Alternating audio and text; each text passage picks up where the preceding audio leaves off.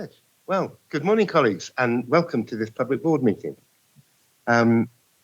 Reminder, it's public, we're on camera, so the massed throngs of the British public will be either watching us online or might click in later to observe us. But we are actually quite often observed, so we get some quite decent viewing figures, and I'm confident that will go ever higher up. Welcome to our observers. Nice to see you here. Hope you find it interesting and useful. Welcome in particular. We've got Peter and Andy from Grant Thornton. We're going through a process of our well-led review, and as part of that, Grant Thornton are observing a lot of our governance structures and talking to lots of us. This is coming to the end of that process, so they will be observing. But as usual with these things, I hardly need to tell this board. We don't hold back just because we're being observed. This is normal practice. So just scene setting before we go into stuff properly.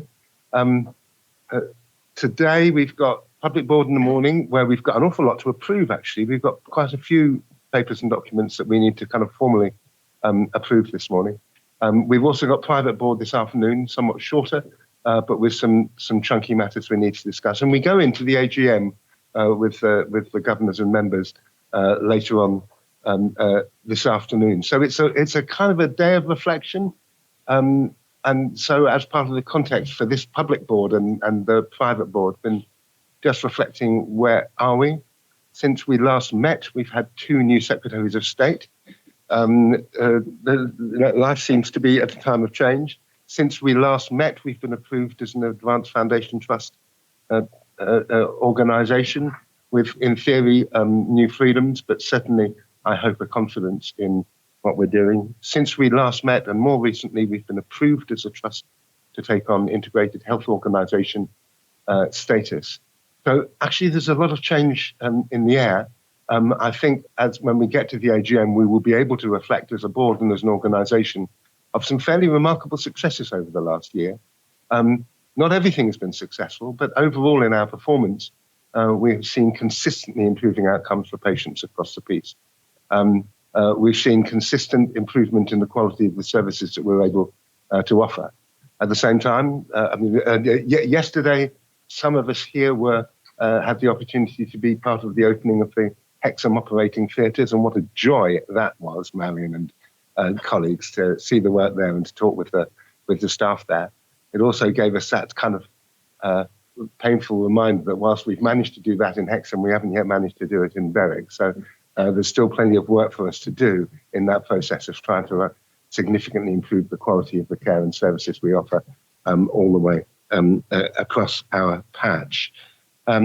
Today, big discussions, particularly about maternity, where we'll focus in on the big stuff. We've had endless reports on maternity also since our last meeting, and we will be sharing the discussions there between public board, and we will also, in private board, we will look at the more detail of the 10-point plan that the government is quite rightly asking us to provide board assurance on. So the final version will be discussed in public in due course, but today we will be looking in private at our progress on meeting all the expectations. No nasties hidden away there, I'm pleased to be able to tell you. So that's what I wanted to say by way of kick-off. So let's go into the agenda now. Apologies, what have we got? We have apologies from Paul Dunn, but Arlene is stepping in and Dave. Any declarations of interest we need to note? No, okay. Can we just do any other business? Can I check if there's going to be any other business? Okay, can I note that this is going to be Katie Stevens' last one. Katie, are you online? You're good. Okay, Katie's here online. In private board, we'll say a little bit more about it, but I want to at least log here that this is Katie's last public board meeting. We'll talk more about it in any other business and private board. Minutes of the meeting of 21st of May, normal cracking standard. Any corrections required, or are you happy to receive the minutes? Awfully good, aren't they? And the action log, a very satisfying action log, because the only kind of action really is one where we've managed to delegate it on to Safety and Quality, which is looking at the issue of the referral data from primary care, trying to work out which GP surgeries have the highest rate of referrals into ED. So that is action that's now in hand through Safety and Quality. So I take us on now to Biju's update. Thank you, Paul. So a couple of things, a couple of repetitions, but just worthy of note with regards to our confirmation of Advanced Foundation Trust status, which we received at the start of this year, which is a real accolade. There's only now 7. At the time there were 6 that had been granted that foundation status, and we're working closely with NHS England with regards to what that might mean for us as an organisation. As part of that, as Paul's already alluded to as well, the Trust has now received confirmation in terms of being able to hold an IHO contract, and we're working with our partners in developing that, with the first phase of our programme of work hopefully going live from April 2027, slightly differently with the other trust that has been granted IHO status stroke being able to hold a contract in Northamptonshire. So I think nationally there'll be quite a nice compare and contrast model, both in terms of our approach of how we've done this and what that might mean for the local population and the phasing of how we do this. Things closer to home a little bit, we have, and we will be signing off today, our winter plan, the board assurance. Paperwork for that will go in September, and that's really to provide assurance to the committee that we have been working very closely of learning from our last winter, as we do every year, but having a strong plan in place for the year ahead. Feels a bit strange talking about winter when it's so warm outside, but definitely need to get that underway, and both Alistair and I will start our usual obsessiveness over tracking what happens in Australia from a winter flu preparation. So watch this play. A couple of quick other things. We remain in segment 1 for the NOF. So we've had 4 consecutive segments in terms of remaining at segment 1 for our NOF, 4 consecutive quarters, which is a really strong position for the organisation to be in, and moved up a place in quarter 4 to be 7th nationally in terms of our overall rankings within all acute and community and specialist trusts. Our performance, you'll see there on the dashboard, remains strong. Some of these are provisional figures. So those of you that were at FIP yesterday will have seen some slight movement in those. We're hoping still on our RTT position to move further, but we are literally close to the wire on that. Submission is at the end of this week. And then just in terms of our capital investments, ongoing work, as you know, with regards to the Berwick scheme. And again, that was closely discussed at FIP yesterday, but the Seaton Delaval work is almost complete. I think just some snagging lists. It's a great, if anybody's able to visit that, it's the work that's been done on the Seaton Delaval site is fantastic, considering now we've got a large number of staff that work there. The facilities there are much more improved. And then similarly, we have alongside the ICB, have finalised plans for the investment in our community estate and also the next wave of neighbourhood health centres. So again, a really positive indication of our work about moving further out into the community and not just being internally focused. Happy to take any questions. Good. Richard.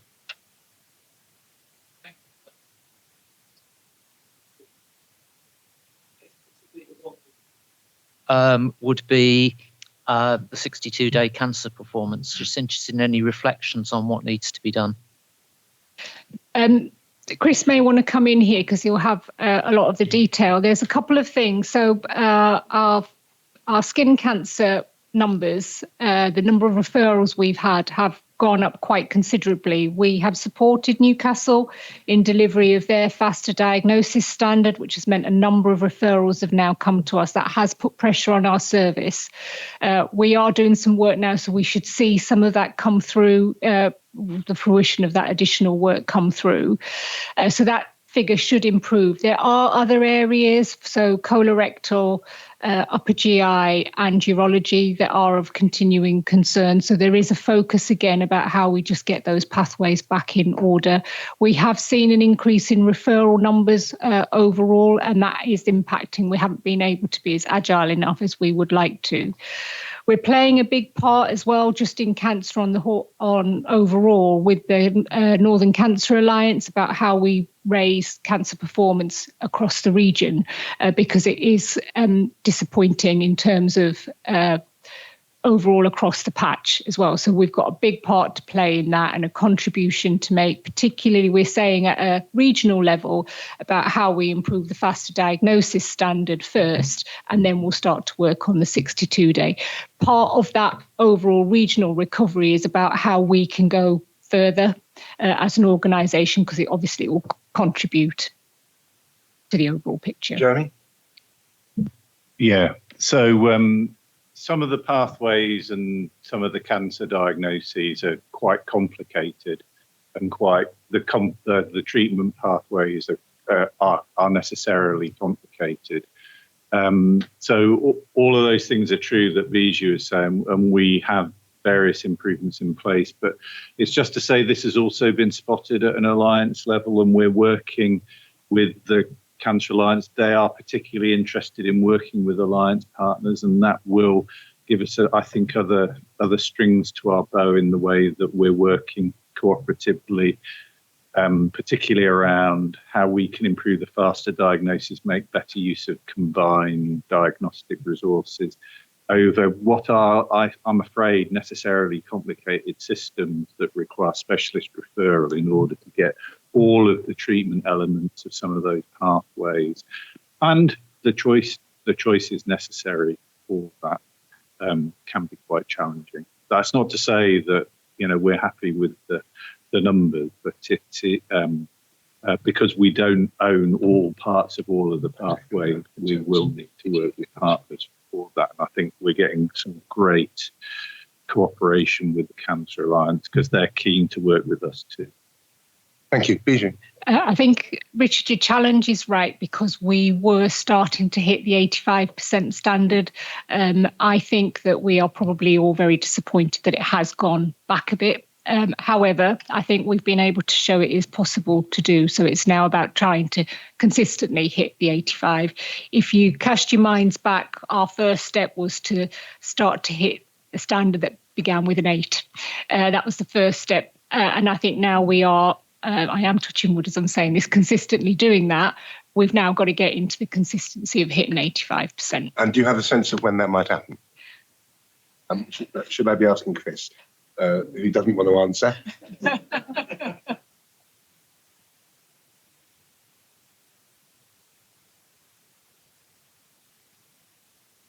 Do I have a sense of when we're going to start hitting consistently 85%? Get back to it. Yeah. I think with the things that the actions we've got in hand, with the focus we've got on the pathways, there's no reason why we can't be hitting it from this month, next month, the months on. There's no reason why. I don't think there's nothing intrinsic where we go, actually, we can't hit 85% because we know we've got this pathway or this pathway. That said, it will be a massive challenge every month to hit that 85%. There's nothing I can see that says we can't be hitting it. Okay. Richard, does that provide the assurance, first of all, that we understand the factors that have led to the drop, and secondly, that we've got a grip of how we can tackle them? Okay, thank you. Then, similarly, the RCT figures in some ways were more worrying to me, because we've got a really ambitious target of 92% by the end by next March, and the paper here, I know it's updated, but the paper here shows 83.5%. I know there was quite a bit of discussion at FIP. I wonder, Phil, if you can just say something about that, and then I'll be similarly asking just as close we can get to assurance as to when we might start getting back on track. Yes, thanks. Thank you, Chair. We did have both, I think, at the most recent FIP and even before that, quite a long discussion around RTT, and in particular, it was the patient list size that had gone up as well. I think what we've encouraged people to do is to look at potential outsourcing opportunities short term. because some of these things you can't fix that quickly. And therefore, if there are opportunities to use more outsourcing as an interim way of improvement, we're encouraging the execs to look at that. It already does happen in some areas, but there's the potential for us to do more as well. It's not a long-term solution, but we do think there are short-term actions we could take to try and start to turn that around. Okay. Chris? I could give a further update as well around the outsourcing that Phil's just mentioned there. We're outsourcing in a number of specialties, to name a few: respiratory, we've got oral surgery, that's more insourcing, we've got outsourcing in plastics, urology, gynae, hand and wrist. So a number of specialties, subspecialties, we are looking to increase our capacity in the short term to get patients through the pathways quicker. A couple of other things just to mention, if I may, in terms of recall, one of the big improvement projects we're looking to do across the whole trust is around outpatients, and that's around using the resource we've got in place now as efficiently and effectively as we can. So things around making sure that all our slots are filled, reducing DNAs, for example. So that will increase the activity we can do internally. Similarly with inpatients, we're strong in terms of CAT30 utilisation and day case rates. So we just need to make sure we keep on track with that. And the last thing to mention as well, we need to do activity, but we also need to be really strong on validation. We've introduced a new RTT tracking app, which enables operational and clinical teams to really track through the pathway of their patients, to pull the patients through the pathways, to, if they need a diagnostic, to actually get out that diagnostic, get it booked in, get it seen quicker. So that app will really help operational clinical teams to effectively manage pathways for patients. Very good. Marianne, and then Bijou. And just one final thing, we're hoping to source a locum for orthopaedics because that's one of our biggest areas. Yes. So hopefully that will be in September. We're just in process of interviewing now. So you haven't lost heart with the 92% target for March 2027? No.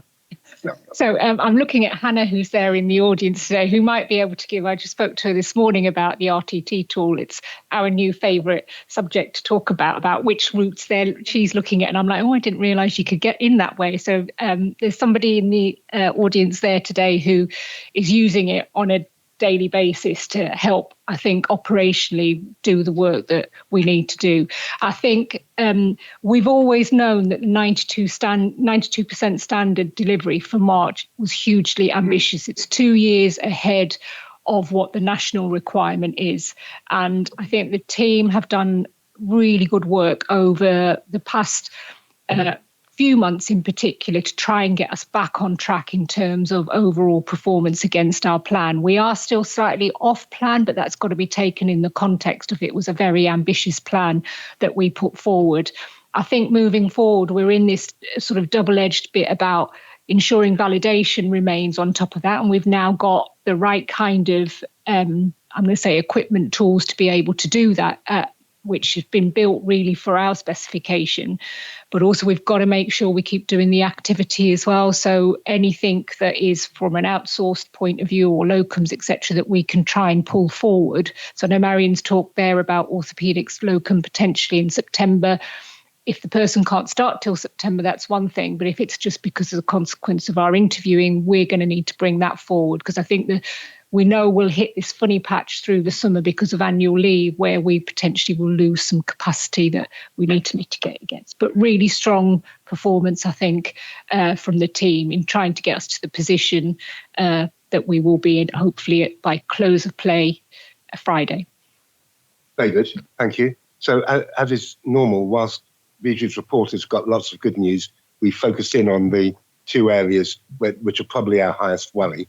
That of 62-day and referral to treatment. I think we've heard good assurance of the focus that's on both those targets, and at the moment, no grounds for panic. Still expectation that by year end we will be reaching the targets that we agreed. Are there any other points to Bijou following her dashboard? Then let's go into the next item. And in some ways, the three slightly rolled together, but I mentioned at the beginning, there's been a lot of national activity around maternity. It's not all over yet, is it? But I mean, we've had the Nottingham report and we've had the Amos report. Maybe a bit more heat than light so far, but let's see. This is our first opportunity to kind of review it together. Marion, are you kicking off, or are we straight over to Katie? Straight over to Katie, sorry. Thank you. So as you've outlined, at the end of last month, we saw the publication of 2 very significant maternity review reports. They were published following the work of Donna Ockenden and Baroness Amos.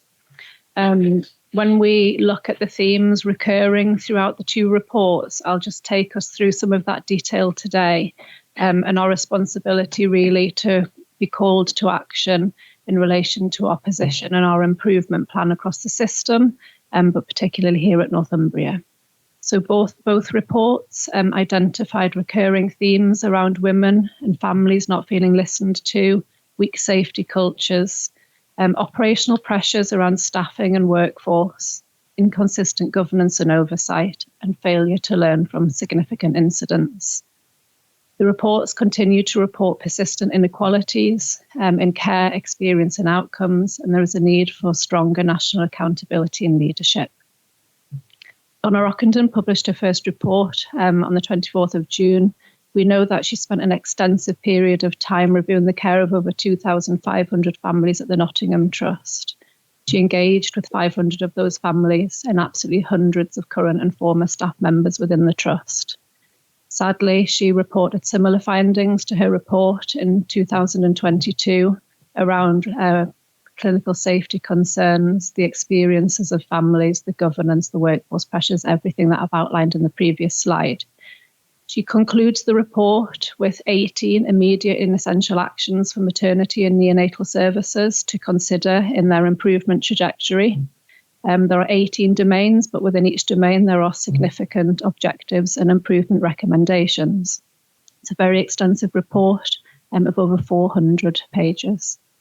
The second report came 1 week later, published by Baroness Amos, and that was following her independent national review across the 12 NHS trusts. And she really brought together system-wide challenges across the perinatal services. Similar to Amos, she described the inconsistencies in the safety of services, but she also identified significant variation between trusts and services. Experiences and women feeling involved and actually excluded from clinical decision-making was a real concern, alongside the themes around the staffing. And actually the racism and discrimination and inequalities and outcomes, again, was a significant notable finding. Amos brought something quite different in her recommendations compared to Donna Ockenden, and she outlined some national priorities as well as the call to action at the individual level. She's outlined the creation of a national maternity and neonatal commissioner who will support holding the system to account for the sustainable improvement. She outlines that there will be the development of a national action plan to support services to improve, and that is expected to be published in December of this year. She's outlined the need for additional investment in maternity infrastructure to support improved safety, as well as funding in relation to workforce challenges. And again, that focus on inequalities, racism, and eroding discrimination from our perinatal services, as well as the responsibility of the workforce models and clinical oversight throughout the improvement journey. On the same day as the publication of Baroness Amos's report, NHS England very helpfully helped trusts to see the wood for the trees really over the next 100 days, providing some focus through a recommended 10-point plan. You can see on the screen the detail of the 10-point plan. I won't go into every domain. You've highlighted that we will have some detailed discussion regarding the Northumbria position against the 10-point plan in the further discussion this afternoon. But I think the purpose of the oversight presentation today is really to highlight to the board that as maternity and neonatal services here at Northumbria, we continue to complete a very detailed local gap analysis against the detail within the two reports. whilst we also focus on the outlined 10-point plan. And we have got a position statement in relation to those 10 recommendations, and we've identified our areas of priority for service improvements. We must continue to review our governance structures, strengthen our patient engagement in experience and true improvement co-production, monitoring our workforce sustainability, our health inequalities information, as well as enhancing board level oversight of maternity and neonatal safety metrics. Needless to say, as a trust leadership team, we will continue to provide regular and progress reports to the board. As a trust board, this final slide just highlights some of the key performance indicators, the data sets, and the experience information that we as a service, as a business unit, and as a trust board will continue to report and understand to provide assurance with regards to the safety of our maternity and neonatal services, ensure that we have a strong safety culture, that we are providing compassionate care, that we have effective governance structures in place to provide a sustainable improvement plan with regards to the AMOS, Ockenden, and also the 10-point plan from NHS England. Very good, Katie, really clear. In a moment, I'll invite Margaret as maternity champion just to give an overview. But can I just ask first, Katie, were there any surprises in there? And are there any bits that you think, oh God, we've really got an awful lot of work to do? I assume there will be some actions, and that's why we've got 100 days to do it. But any kind of nasty shocks for us? There weren't surprises. I think what we've seen now is a real shift in what was previous guidance now being mandated performance metrics. For example, maternity triage, not dissimilar to the work that we do in our ED department, but it's around mandated performance and service expectations. So no real surprises, but just a shift in the expectation around performance. Thank you. So then before I open up to the rest of the board, Margaret, your reactions as champion? Yes, I think I've got to applaud the team initially. We've done a lot of work. And I think even before both reports came out in June, we were on track looking at these particular issues, what was coming out of Nottingham and what was coming out nationally. So I think there is certainly things that we need to do that we thought actually we can improve and enhance for women and their families' experiences. But actually a lot of the work that we've already done is in train. And certainly when we've done a gap analysis against the NHS 10-point plan from what we've done, and then clearly identified our Northumbria plan, we're on track for the majority of things. I think the issue, and certainly later on we'll see in my board report, is around the pressures of workforce. And that is starting to creep now. And I think we can be much more effective and efficient and higher quality if we can meet some of the recommendations. Thank you, Margaret. Marion, anything you want to add before? The only other thing probably is our estate, which the team are working on. But, we know that with increasing numbers that we've been having through, also with PAU. So the team are working through that. Damon and the team have been extremely helpful. Katie had a meeting with them the other day, and we've got an action plan and a very timely action plan. That's what we need. Very good. Bijou? So just a couple of points. I think when you read the reports, like when we had the Aubrey report, it'd be remiss of any of us to sit back and think we've got it all sorted, because that isn't. There is learning in all of these reports for everybody. That being said, what is refreshing is it came to SQ&I earlier this week, the 10-point plan and our self-assessment of where we are, and I think quite an honest assessment in terms of the things we still need to do to improve that even further. Paying a visit to the Labour ward a couple of weeks ago, it was good to see that the teams were embracing that, and some of which we'll come on to probably in private board, some of the work that the teams are doing as well to address culturally themselves as a unit, but also what some of the reports were saying, and making sure that our staff feel supported through what is, I think, quite a difficult time for maternity as a whole, given the national level of scrutiny that's on the service. And then I think it also provides us with an opportunity to really take stock of our own model, given the complexity of some of our women now who come into our service. I think as a a service in itself, we've probably stood still. This is not just within Northumbria. I think this is across the board, given the fact that women now become pregnant generally at a late stage in life, the complexities that they have and they come and present with. We probably need to think slightly differently as well about what our model might need to look, not only for now, but in the future as well. Neil, anything else came out of SQI? Yes, thank you, Chair. Yes, we had quite a good discussion about this topic last week at SQNI. And while we acknowledge that there's a great service and we are offering a great service, there's obviously always room for improvement. But as Katie says, most things are on track. The home birth service has already been looked at, and there will be further guidance coming out next year. The main thing that we looked at was listening.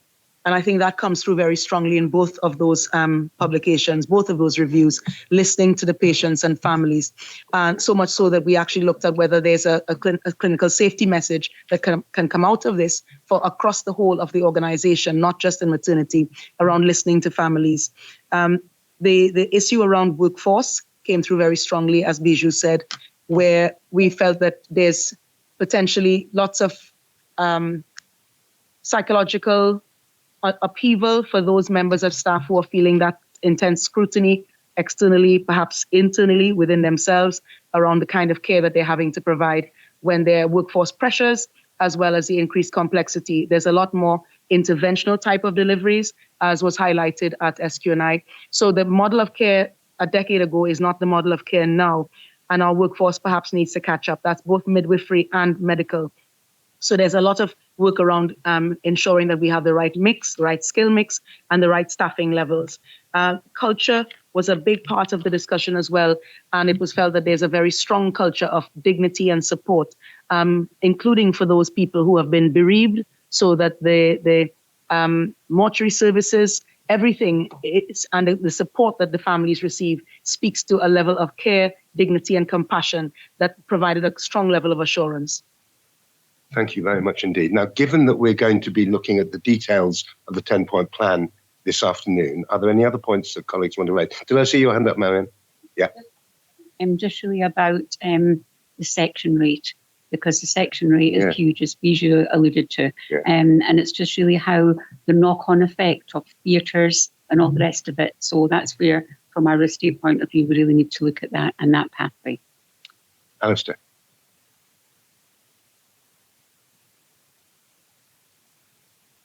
It's there on the slides, and whilst I think both reports are really quite sobering in lots of ways, the bit that I suppose we can sort quite a lot of things internally. The bit that I think we need to have a real eye on is particularly the workforce around not just staffing but recruitment and retention.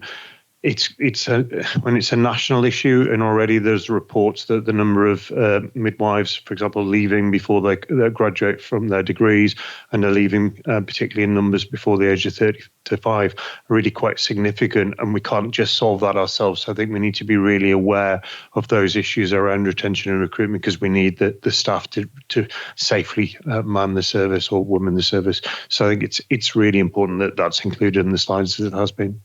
Very good. Okay, thank you. First of all, thanks to Katie and all colleagues and the team who've been involved in the response. I think we can see that we're making real progress in providing assurance for ourselves that we are addressing the key issues. We've heard quite a bit about workforce and the need for further change, but also the need for motivating and supporting the staff we've got. Because I have to say, I recall 25 years ago, I had national responsibility for the recruitment of children's social workers around the baby P period. And I feel the same echoes now. Who would want to become a midwife at the moment? It's a great role. It's a great job. But we need to be thinking about how to support our staff and also encourage the recruitment in the future. We've heard about workforce. We've heard about estates in particular. We've heard about listening to parents, those kind of common themes coming through. We will see the final assurance report in public board, I believe, next time round if the timings work for us. But the final thing I would say is it feels to me that although we are taking the right steps to make sure our own house is in order, the biggest threat to me is the concern that patients out there are losing confidence in maternity service as a whole. And even if we think we're doing really pretty well, and I think we are, that doesn't mean that they will think that. They read the reports about Nottingham, and many will assume it might be just like that here. There is a job for us and for our governors later, which I will seek to find a way of addressing, to make sure we start getting the positive messages out there. Otherwise, we run a risk of people not coming to us when they really, really need to. But thank you, Katie. That was a great presentation. But stay with us. We've got.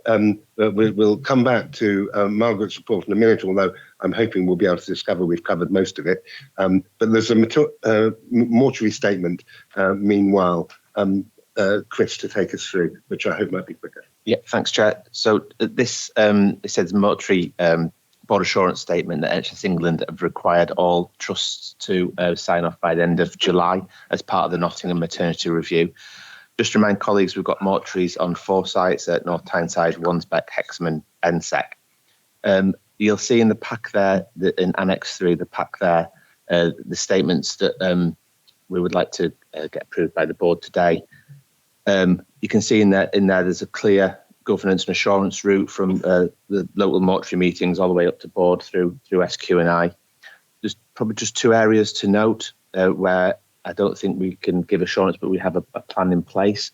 That's around the CCTV coverage at North Tyneside and the issue around swiping out. You swipe in, but there isn't a swipe out system, but that can be reviewed by the CCTV footage. Just to note on the CCTV that we're out to procurement at present with the anticipated implementation to start of a new system to commence in November 26. And that's kind of the assurance statement. Thank you. We had quite a bit of correspondence among non-execs on this statement. Ruth, I think you were putting that together and led the discussions. Yeah. I think my main concern was around that, just being clear on the CCTV, so that we were certain. And I know that we've looked at it through Assurance Committee when we had an issue of somebody accessing, and actually it shows us that the system works because he had an unauthorised access on I think it was a site visit. Somebody had taken somebody into the mortuary, but we were able to track it exactly, see who it was and pick it up. I think that was Hexham, where there's a nurse practitioner taking a colleague round who was just starting. Showing where things were, but it actually proved to us that the system did work because we were able to identify that. So it was quite reassuring from that perspective. So you're content to support now the assurance statement, Jeremy? So just to say that the HTA visited 2 of our mortuaries with a random inspection, which is their new way of doing things. There are a list of things for us to do. It doesn't actually include the swipe card system or the locks in and out, because we do have systems in place. It's become mixed up in the procurement of the systems and the timing of all of that. So there were no major issues. They described it as a good visit that they were pleased to do. They were pleased with the feedback. They were confident that, and we will come up with a list of actions that will meet there. And so that was a random, and I think I received quite a lot of assurance from the external HTA inspector on those 2 sites. Just quick 2 things. So I was fortunate enough to be able to visit the mortuary at NSEC and spent a couple of hours in there, both in terms with the mortuary technician, but being able to watch exactly which is what I wanted to look at, the way in, the way out, how that's registered. And I was also able to question and see in practice quite how they look after our patients who are deceased, be they a young baby or an adult. So being and watching how they check people in, how they check people out, how they locate them in different bridges, etc. So it was really quite reassuring, the care that is taken and the level of documentation of knowing who is where, when, and the tracking in and out. So I couldn't get in and I couldn't get out either till somebody let me out. And I think that just a credit as well to the team in there. But we have had historically difficulties in recruitment, but I think we've now got people who've gone through the apprenticeship route and are really quite passionate about the work that they do at a time that is really quite difficult for our families that are that visit as well. Okay, fair. Just a minor point, Mr. Chair. And the PAM assessment, has that already started? It has. I just wondered whether we should update the report, because we're saying it's scheduled to begin 15th of July. We're signing this as of the 22nd. I just wondered if we should say it has started rather than scheduled. Okay. Yes, well underway. Just get onto the mic. So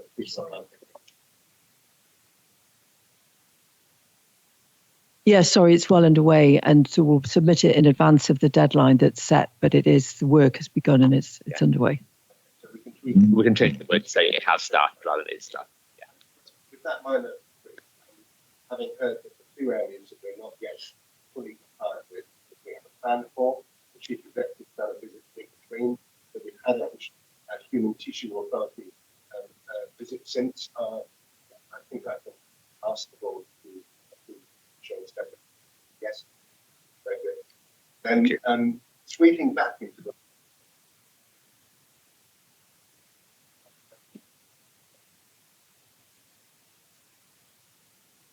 Yeah, thanks, Chair. Yeah, I think we have covered a great deal. I think just looking at it, one of the things that we have tried to do is really focus on sort of patient safety and quality within the services. And when going through the various reports, we've been doing quite a lot of work on it, health inequalities, and particularly we've got health inequalities midwife, we've got a poverty proofing plan. So there's a number of issues that we really have taken forward. And when I was pulling this plan together, obviously I do a lot of visits into perinatal services, but it's wider than that. I'm looking at where women and children might use the services. So that's why I went back into ED. That's why I'm going into the community. That's why I'm going to be doing some work with the local authority around family hubs and trying to understand what we're doing and how can we work much more stronger within an MDT. So that's really, really good. I think the issues for me around workforce, and we are going to talk about that later on this afternoon, and sonography I bring up quite a lot, and I think that is a particular issue because it's absolutely, as Bijou says, when you look at the matrix of women who are using our services, they are much more older, they have got various health issues, they are needing the services to be increased. We are doing more, we're having to open more clinics, not only just on the numbers of women who are using our services, but on the complexities of the women who are coming in. And I think we are leading the way in many of those issues, but I think there needs to be a greater investment. Once we get a Year 8 report out, we will find out exactly what the financial support of doing that work will do. And I think, Alistair, you talked about midwives, newly qualified midwives leaving the service. Greatest number is in between the 2nd and the 5th year. And I think, again, one of the things the Trust have done really well is we're very good at recruitment and we're very good at retaining, looking at training, looking at opportunities around well-being. So our retention figures are not as bad as the majority of other areas. And I think when you talk to women, and obviously that part of my focus is the maternity safety champion, every time I meet somebody, they talk about the quality of the service, they talk about feeling listened to, that it's not rushed, that they have got time. We know we have got some issues in our patient assessment unit, and we are going to be changing that estate and looking at how we're changing that estate, and also the culture within there and the confidentiality. So I think we'll probably address some of those areas in the 10-point plan this afternoon, but very happy to take any questions.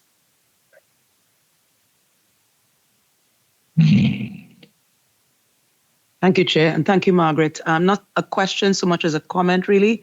And just to bolster what you said, Margaret, about sonographers, and often when we talk about workforce in terms of maternity and more broadly, we focus on, in this case, midwives, and we focus on medical staff in obstetrics and gynecology. However, the support services are critical for ensuring that patients are safe that patients receive the diagnostic and therapeutic measures that they require. So the fetal imaging, MRI scanning, for example, ultrasonography, phlebotomy, and other services are all part and parcel of maintaining safe care for increasingly complex mothers and birthing persons.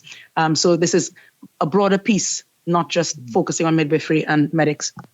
Yeah, absolutely, totally agree. And I think it's that whole MDT team going forward, and particularly as you've identified, the number of high-risk births that we have now, and that's national. It's not just in this region.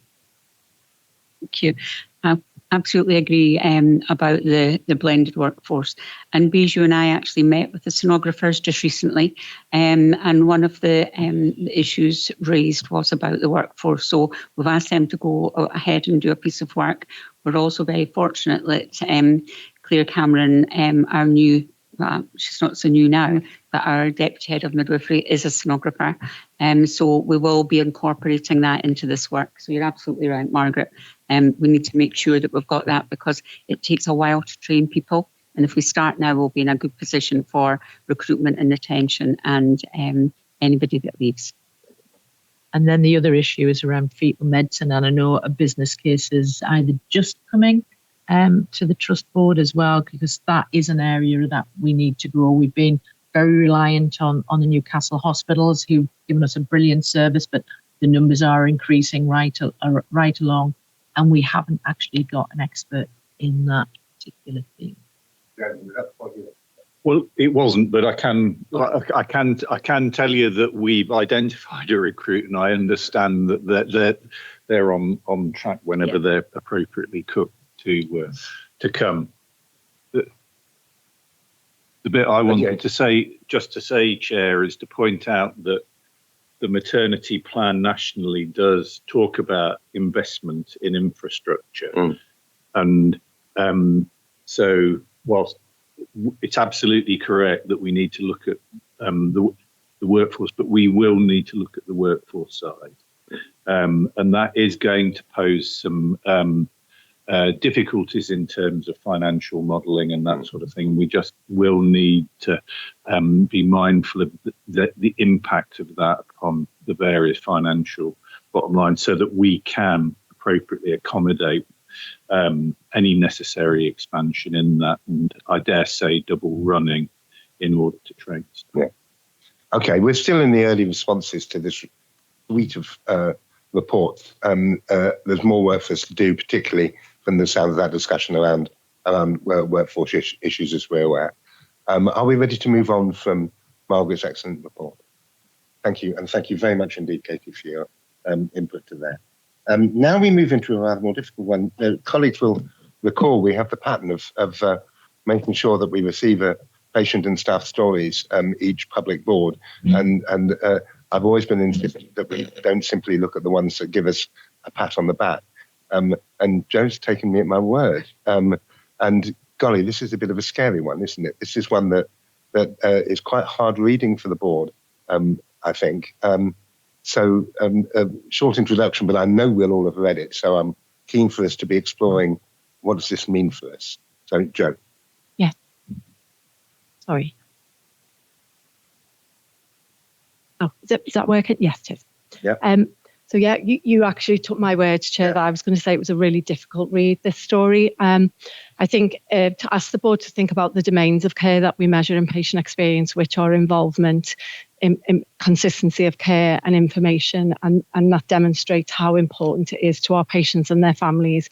And I think this story is a stark reminder of that, is when that doesn't go right for patients and their families, the impact that it can have on them. I think it also is demonstrated through our patient charter, which was developed where patients told us these are the things in Northumbria that really matter to us.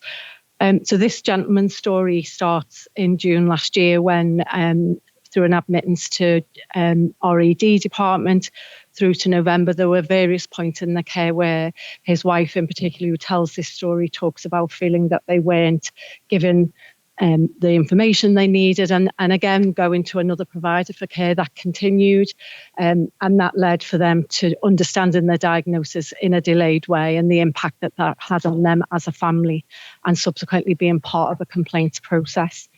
The staff story comes from the modern matron, and actually she approached us to the story because she felt so strongly that it was an important one to share with the board. And their sadness that when she was part of the initial meeting with the gentleman and his wife to hear their experience as part of the complaint process. She highlights the importance of communication and consistency of that throughout the process for our patients. I think both parties were at pains also to reflect the excellent care that was received on the ward and how proud the matron is of that. And I think it was very kind of the gentleman's wife to highlight that in view of the wider experience that they'd had in what we're focusing on. So I'll leave it there for discussion. Thank you. As you might expect, there have been a few discussions arising out of this, and I will be inviting Bijou to say something in a moment, but I just want to open it up for wider comment first of all. Jeremy, kick off, and then Hannah.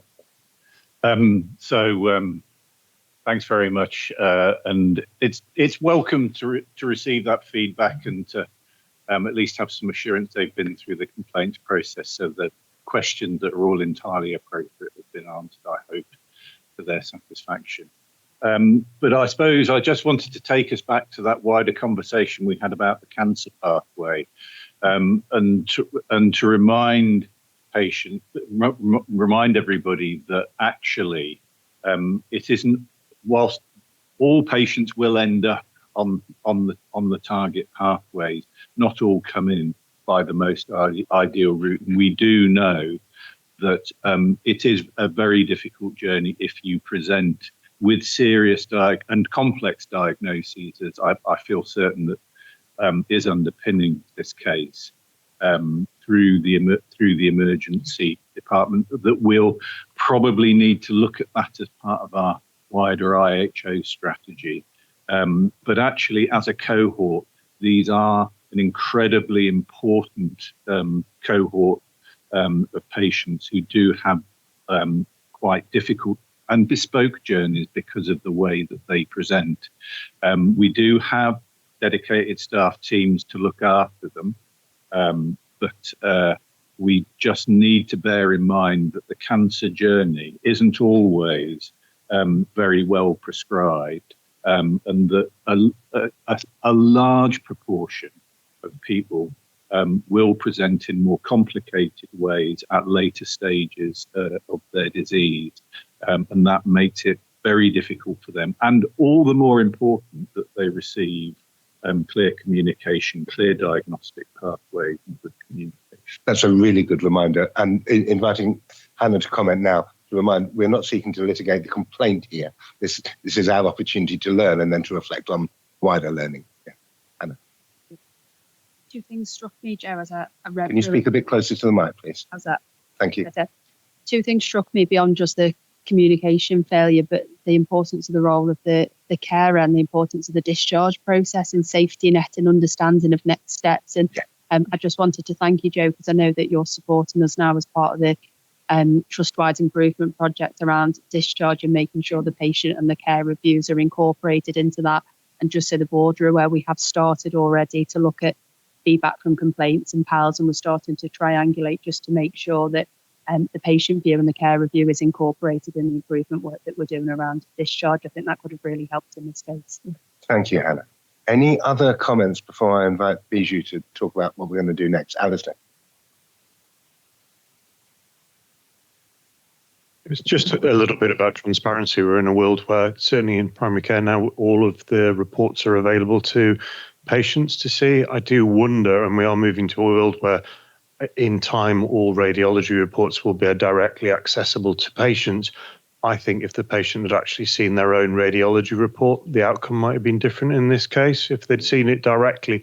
And I think whilst we're all wary at times of the workload and undue anxiety that reports can create, this might be an example where actually if the patient had seen their own report, they may well have acted differently at the time because they would have realised that they weren't necessarily getting the full picture of communication. So it's just sometimes things can be quite positive when we think about that.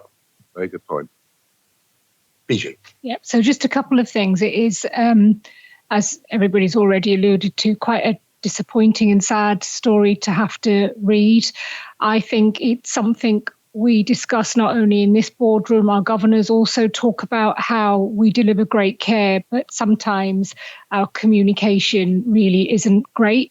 And I think this is a prime example of that, whereby there were probably a number of times when we could have prevented some of this anxiety that just didn't happen. And I probably see this in our complaints themes as well. A lot of it is around, I'm glad Hannah's alluded to the discharge project. A lot of this does happen at the point of discharge, where everybody else has thought somebody else has given the message. And I think that over communication is actually an active process that we should encourage, rather than everybody assuming that somebody else has done that. So it is very disappointing to read.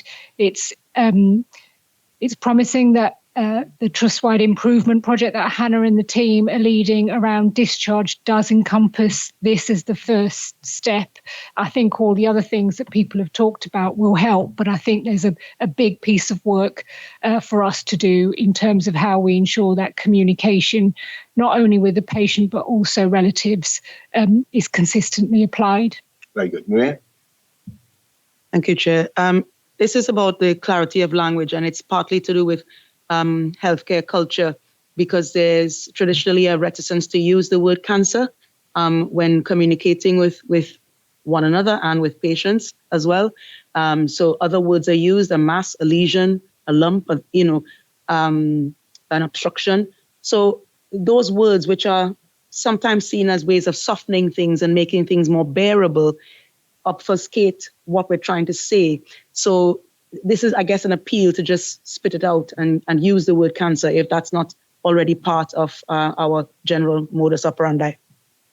Ross, and then I think I'm going to move us on, unless there's any question. Just very briefly, and just to agree with what Maria said there, give it a bit of context. Generally, the number one thing we hear from PALS when we look thematically each quarter and each month is that issue of patient to clinician communication, and perhaps not being understood, or over communication, under communication, or the timeliness of that. So it is a real concern for people in terms of that message. Okay. Then in moving us on, first of all, I want to thank Susan Foster, because in the circumstances, it's quite brave to be willing to put your name to it, but actually to push it forward in the way that she did, to me, speaks to the culture that we're wanting to encourage. So I will, as is normal, send her a personal note after this board. It is clear that we're already on the case.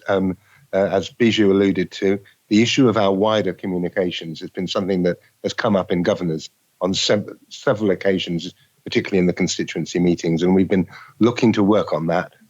It's all very, we can have the best services in the world, but if we don't communicate them, then we still will not have the best patient experience out there.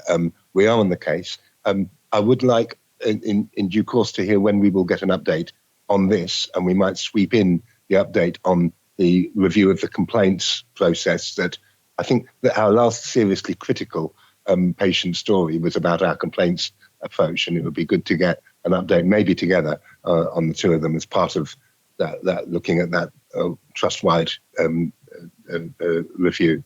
But apart from that, noting the specific points of our language that Maria and Ross have alluded to, I'm going to move us on from there now. But we're still within the general area of patient and staff experience, which dominates our agenda today. And we're into the board walkabouts, and we start, Maria, with your visit to MSEC Theatres. Thank you, Chair. And thank you to Marion for escorting me to theatre. And I think I had the experience that Bijou had, because they wouldn't let me in, even though Marion was walking me there. But that apparently is learning from something that happened some time ago. So clearly they have processes in place, strict procedures around identity checking and making sure that everybody that enters is escorted appropriately. Everybody was very welcoming, very smiley. I went there early because I wanted to join the theatre team briefs wherever possible. Most of them had already happened, even though it was early. So that's good for theatre efficiency. I was able to join two of the team briefs. One of them was a robotics theatre. The other one was in trauma theatre. trauma orthopedics theatre. It started a bit later because of the late arrival of the anaesthetist and the surgeon. The registrar, orthopedic registrar, was doing the brief in the absence of the consultant. And although there was a delay, it became very clear immediately that it was because of increased medical complexity. And a couple of the patients had cognitive impairments, so it was difficult to ascertain whether consent was valid, etc. So that had appropriately delayed the start of the list, and the issue around mental capacity was raised appropriately during the brief. It was thorough, all issues were raised, and I was especially impressed by the team brief booklet, which follows each patient through their perioperative journey. This was an example of excellent practice because everything from the scrub side, anesthetic, surgical side, everything was recorded in this document and captured everybody's concerns and requirements. In robotics theatre, a very calm atmosphere pervaded. It was a teaching list. So this is where the surgeon is teaching a resident surgeon who was also scrubbed, and everything was very calm. I couldn't believe it was a teaching list, to be honest. And I spoke with staff members, staff nurse, ODP, and healthcare associate Brian, Ellie, and Shauna, as well as Lucy. They all talked about how much they enjoyed working in theatres and looked for opportunities for advancement. And I asked very cheekily one of the consultant anaesthetists about how come I didn't hear any raised voices or impatience, even though it was a training list. And he said verbatim, at Northumbria, rudeness is not tolerated. Very rarely, if someone new comes in and behaves inappropriately, this is dealt with immediately. And I was told about an example of flexibility over the weekend, which was suggested by the theatre team, acted upon by the team lead, and allowed efficient case flow. My one concern was around the back corridors being obstructed by equipment, which have grown as surgical complexity have grown. And I was told that when the new theatre refurbishment happens with expansion, this should make things a bit better. But I was uneasy about some of the theatre back doors being obstructed by equipment. I felt this was potentially a dangerous scenario. Lots of initiatives ongoing. While I was there, it was the Get It Right First Time Perfect Week trial initiative. Hence, they had started really early. They also explained to me about dynamic recovery, where they use the empty theatre recovery staff who are not busy first thing in the morning to start the day earlier, check in the patient so they can send earlier. And David, Eddie, and Kelda, who's a theatre manager, showed me the blueprints for the expansion of the theatre suite and showed me where things will eventually be. Everyone was happy and proud to work in NSEC theatres, and there's an obvious strong distributive leadership, which allows people to suggest things. It's acted upon, a very positive and supportive theatre culture, which was quite good to see, provided a good level of assurance around culture in particular. And I would like to see some of that brought to present at SQ&I, if possible, in particular the dynamic recovery and perfect week trials. Thank you, Maria. Any comments or questions to Maria? Ruth, yeah. Just one thing about space and storage, because we have raised it, and even in Hexham when we went it came up yesterday. It's still an issue that we've got too much equipment. We've talked to Damon and the estates team about the fact that the theatres project has shown that we've got lots of things that are not used daily, and we've got a bit of a hoarding tendency goes on. So these projects with the theatre management system and the scanters for safety will hopefully improve the fact that everyone realises they don't need everything all of the time. And I think that's what we've really got to push for. So that is in everybody's eye line. Marion and Jeremy. Yeah. You're absolutely right about storage. And I've been around Wandsbek theatres this week, and it's exactly the same. And I think we always think that when we evolve with things that the equipment's going to get smaller, and actually it absolutely hasn't. And there's just been a lot more of it when they get so specialised. So it definitely is. But Damon and the team are aware, and of space utilisation. Yeah. It was nice on our visit to Hexham yesterday to discover Jeremy in the operating theatre doing his real job. That's right. And now here he is doing his other job. Jeremy. Yes, and quite an interesting photo taken. Anyway, let's not say anything. Yeah, I'm hoping that's not going to be on the Facebook site along with this. So I suppose, and I know Paul isn't here, but there is something that I think we probably need to look at as an organisation, at the whole procurement piece, the whole just-in-time piece, because I do think there is an opportunity. We do definitely store too much and order too much individually on the site, and then bust the wrong things around between the sites in taxes at points where we should probably, given that we have an enormous facility at Seaton Delaval, look at the logistics of that. Because I think there is an enormous opportunity for us to become more efficient and make better use of the space that we. And sorry to cut across, but we had an initial discussion about that at Finance and Performance, and I think we are going to act on that, or at least explore the opportunities for more just-in-time and more collaboration across, not just across the trust, but across the alliances as well on that. Colleagues, unless there's something more pressing for Maria as well, we're going to move this on. I'm conscious we're running a bit behind time. So encouraging. And I managed to skip one of Joe's papers, but I'll take the other board walkabout and then we'll come back to Joe. Richard, you were in digital. Yeah, so really good walk around the digital services team at Seaton Delaval. I've got to say I enjoyed it more than I thought I would. It was very good indeed.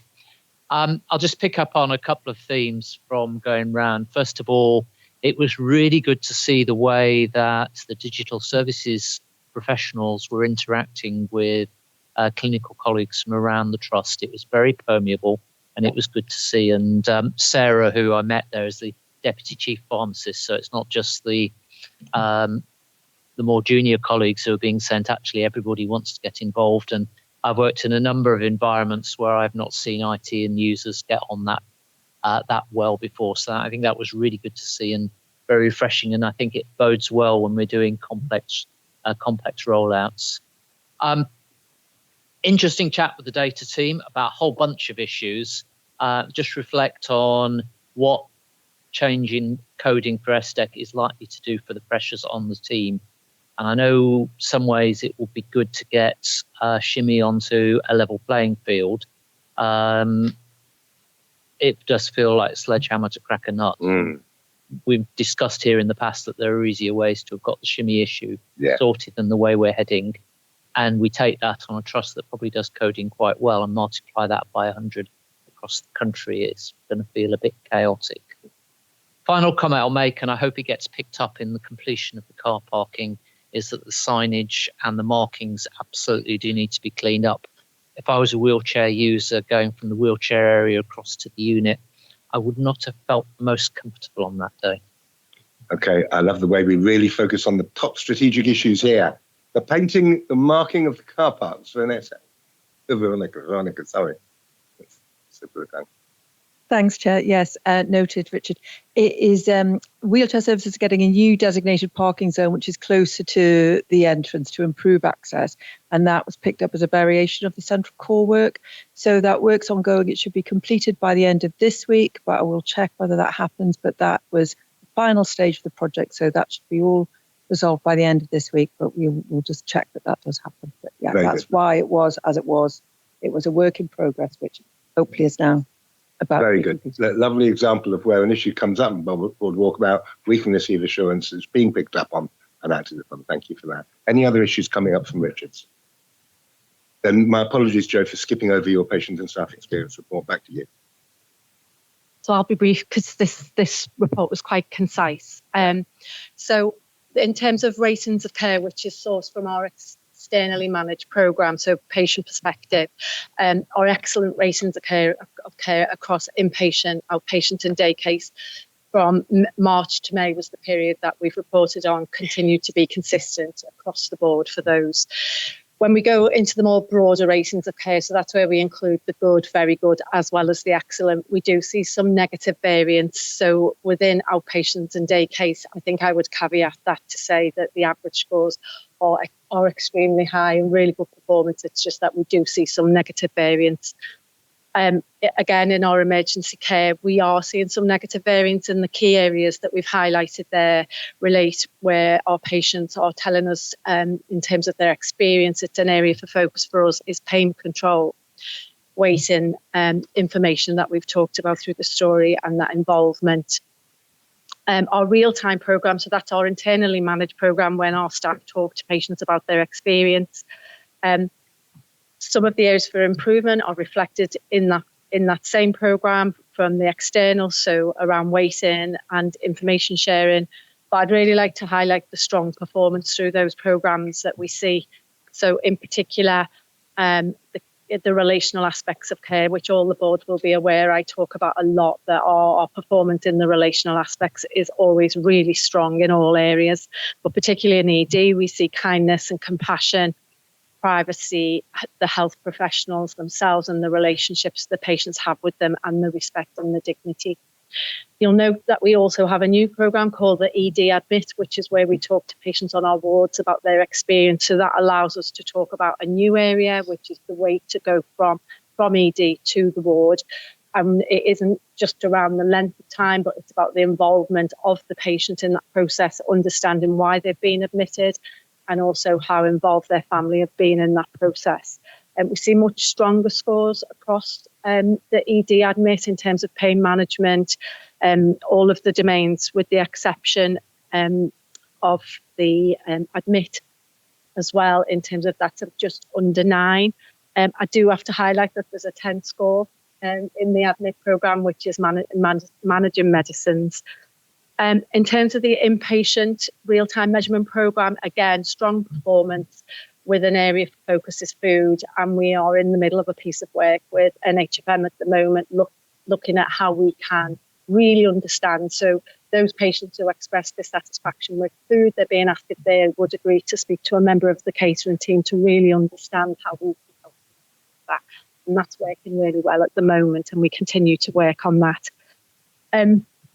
Our PEP, which is the external measurement of social media, where patients talk about care and treatment, we continue to show strong performance both regionally, when compared regionally, and when we're compared with the national performance scores.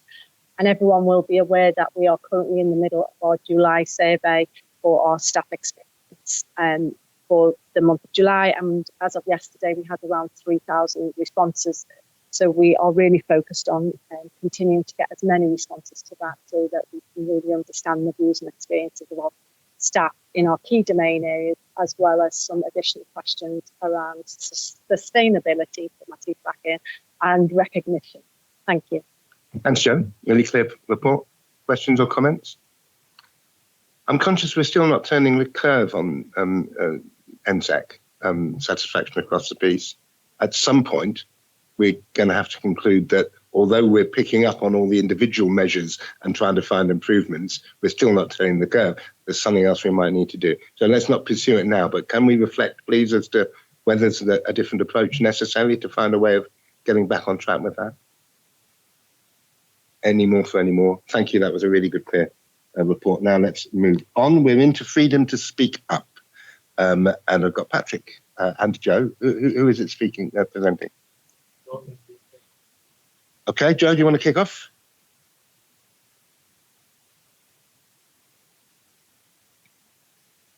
So, yes. Just to say, we keep refining this dashboard all the time. So we're hoping that each time we refine it, that it's as helpful to board as possible. So in terms of the number of contacts you'll see for quarter 4 for last financial year and quarter 1 for this year, we've slightly changed. So we've detailed the number of contacts, but also we've had the discussions in board about that we will have contacts, but then there will be additional people with those contacts. So we've put that in brackets now so people can see number of contacts and the additional people that came. When we look at how people contact us, it continues to be overwhelmingly the strongest way is via the Freedom to Speak Up inbox, followed by the contact form, and then just one person via telephone. In terms of how when we break it down and we look at anonymous, we're really pleased to say that out of the total number of people that we've spoken to, just 2 people felt that they could only speak to us in an anonymous way. The rest, everybody else felt identifiable, and we work with them within a confidential space. And we're always at pains to explain the difference between anonymous and confidentiality, so that staff really understand from the position that we come from in terms of how we work with them. And we've also 6 people cancelled, so subsequently didn't turn up or told us that they no longer wish to proceed. With the people who don't turn up, as in will not attend for a Teams call or a face-to-face meeting, and we will always do a follow-up to check that everything is okay, so we would never just leave that. 3 of our staff sadly reported that they experienced detriment. Give us a bit more on that, please, Jack. Yeah, and in terms of detriment, in particular, that means detriment as a result of speaking up, that they feel there's been an unfair treatment, and 3 also that were race related. All of those cases, obviously, it's quite difficult to go into them in this forum with it being a public forum and the confidentiality, but it's just to give the board assurance that all of those were followed up and we were happy with the outcome and how that was managed and how the individual felt, both in respect of the race related and the detriment. Just before we leave the item, because of the sensitivity, I understand no further detail now because it's too easily identifiable. Yeah. Our Freedom to Speak Up champion on the board is Salat. I'm just looking for assurance that you will seek assurance on those issues outside the board itself. Absolutely, Chair. We have an ongoing discussion every month around some of these issues. So I will be definitely following up on those particular cases. But I have insight into some of them already. But around the 6, I will make sure that we seek assurance on that. Thank you very much indeed. Thank you. Anything more from you, Joe? In terms of staff groups, it's clear there nursing and midwifery is the largest staff group in terms of who comes to speak to us, and worker safety and wellbeing is the largest theme. We've also included the opportunities for learning. So in respect of some of the learning that's come, some of these for me have got a really positive outcome demonstrate. So the first one is one of my cases around really adopting a trauma-informed care approach when we're managing some of the things that our staff can go through in terms of family members being treated and receiving care here. And actually, we're meeting next week for that individual to get involved with the trauma-informed care project within the trust. So that feels a really positive outcome from that work. And there was lots of feedback to the various parties who have an influence in that as part of the case. And similarly, the second one, in terms of ensuring that the importance of reasonable adjustments, the trust has just put an advert out just this week around a secondment. We are looking at a member of staff to support staff who need reasonable adjustment and to support them through that process. I'll hand over to Patrick for the remaining learning because they come from his cases. Thank you, Patrick. Yeah, sure. And some of this was about kind of early intervention, I think, and conversations with some of the senior management where people have raised an issue has kind of resulted in a resolution to some of those issues. So one was about kind of inappropriate dress and kind of people's concerns haven't been raised before. Some of the other ones were around kind of making sure that any supervision arrangements that were in place for newly qualified staff were continued, even if somebody went off sick or was on maternity leave. So that's been addressed again by the department by putting some other arrangements in place for those staff. Yeah. Thank you. So, anything more from you? Do you want to comment on the report as a whole, aside from the assurance that you've previously given us? No, I think, I became a Freedom to Speak Up champion quite recently, Chair, and I was really heartened by the work both Joe and Patrick are putting in, and particularly the level of transparency in discussing both the uncomfortable and the comfortable issues. So I'm reasonably assured that, our process is working very well. Thank you, Kate. Thank you. So just to expand on what Sarat was saying around the meeting that we had with Patrick and Joe, we've started to talk a bit more about those who aren't speaking up, which I think is the important part. And the board have been advised previously around the ambassador program that we have. And I've talked to Patrick and Joe about ensuring that ambassadors are in places that we don't hear from a lot to try and encourage that speak up. So it'd be great to start to just get a bit of information around that through board to see if that's working. Sure, of course. And just to say, Annalise, who supports the programme as a project support officer, is out across the trust in all of those areas and linking up with ambassadors to really promote the programme and encourage people to come forward. So we're doing some real practical actions linked to that. Good. And just to say that the ambassadors are from a very wide range of staff in different parts of the org and different grades as well, and some from the network group. So we've got quite a good representation, I think. I'm really glad that's working well. Yes, Maria. Thank you, Chair, and thank you for the work that you've been doing in this area. I just wondered, the internal audit showed a strong level of assurance, and that's kind of the feedback. You've only had responses, less than 10 responses from those that have interacted with the service, and I just wondered if you can speak to how we know that they felt the impact. I know there's been learning, and you can demonstrate that learning, which is great. Can you give us assurance that the impact has been felt by the persons contacting the service, please? Yeah, so just to say what we did when we looked at the response we had, we followed up and asked again if people would fill a survey out. So we've had quite a lot of responses from that. So we will have that to bring next time as well. I think the only way I can give assurance, I suppose, Marie, is very much around what people tell us in terms of the outcome and the feedback that we get on a one-on-one basis in terms of the people that you build a relationship with and how your outcome and at the end of the process, you keep a level of contact up to a point to keep checking in with that person to make sure, are you okay? I always title my emails hello, and that is just hello, checking in. So without the formal survey, which we've made a concerted effort to try and get more in and revisited cases again to ask people, it's that individual conversation, that individual feedback that you get that I suppose we could give you that assurance from our perspective. I think we need to be aware of survey fatigue as well. Yeah. We ask staff an awful lot, which is a very good thing, but it does lead to the downside. The good thing is a number of the people are still in some kind of a process. So it's not necessarily just to have a meeting with us and we send an evaluation out. Sometimes it's a continuous kind of checking in and kind of the process may not come to an end for a while. Okay. Any more? Then I think noting the desire to get separate assurance on the issue of the 3 reports of detriment and the 3 race-related issues, I think we're getting good assurance of the processes that have been gone through. I want to thank Joe and Patrick. The service is in good shape. I'm always still relieved to see actually that the number of issues relating to patient safety remain really low, which was strange because that was what the Clean Speak Up service was initially designed to tackle, and now it's tackling cultural issues, which is fine. We're using it that way. But I think we've got pretty good assurance on the way things are going, and I thank you both very much indeed for your input to that. Right, let's move on. Mike, you've joined us for the Guardian of Safe Working and for the 10-point plan.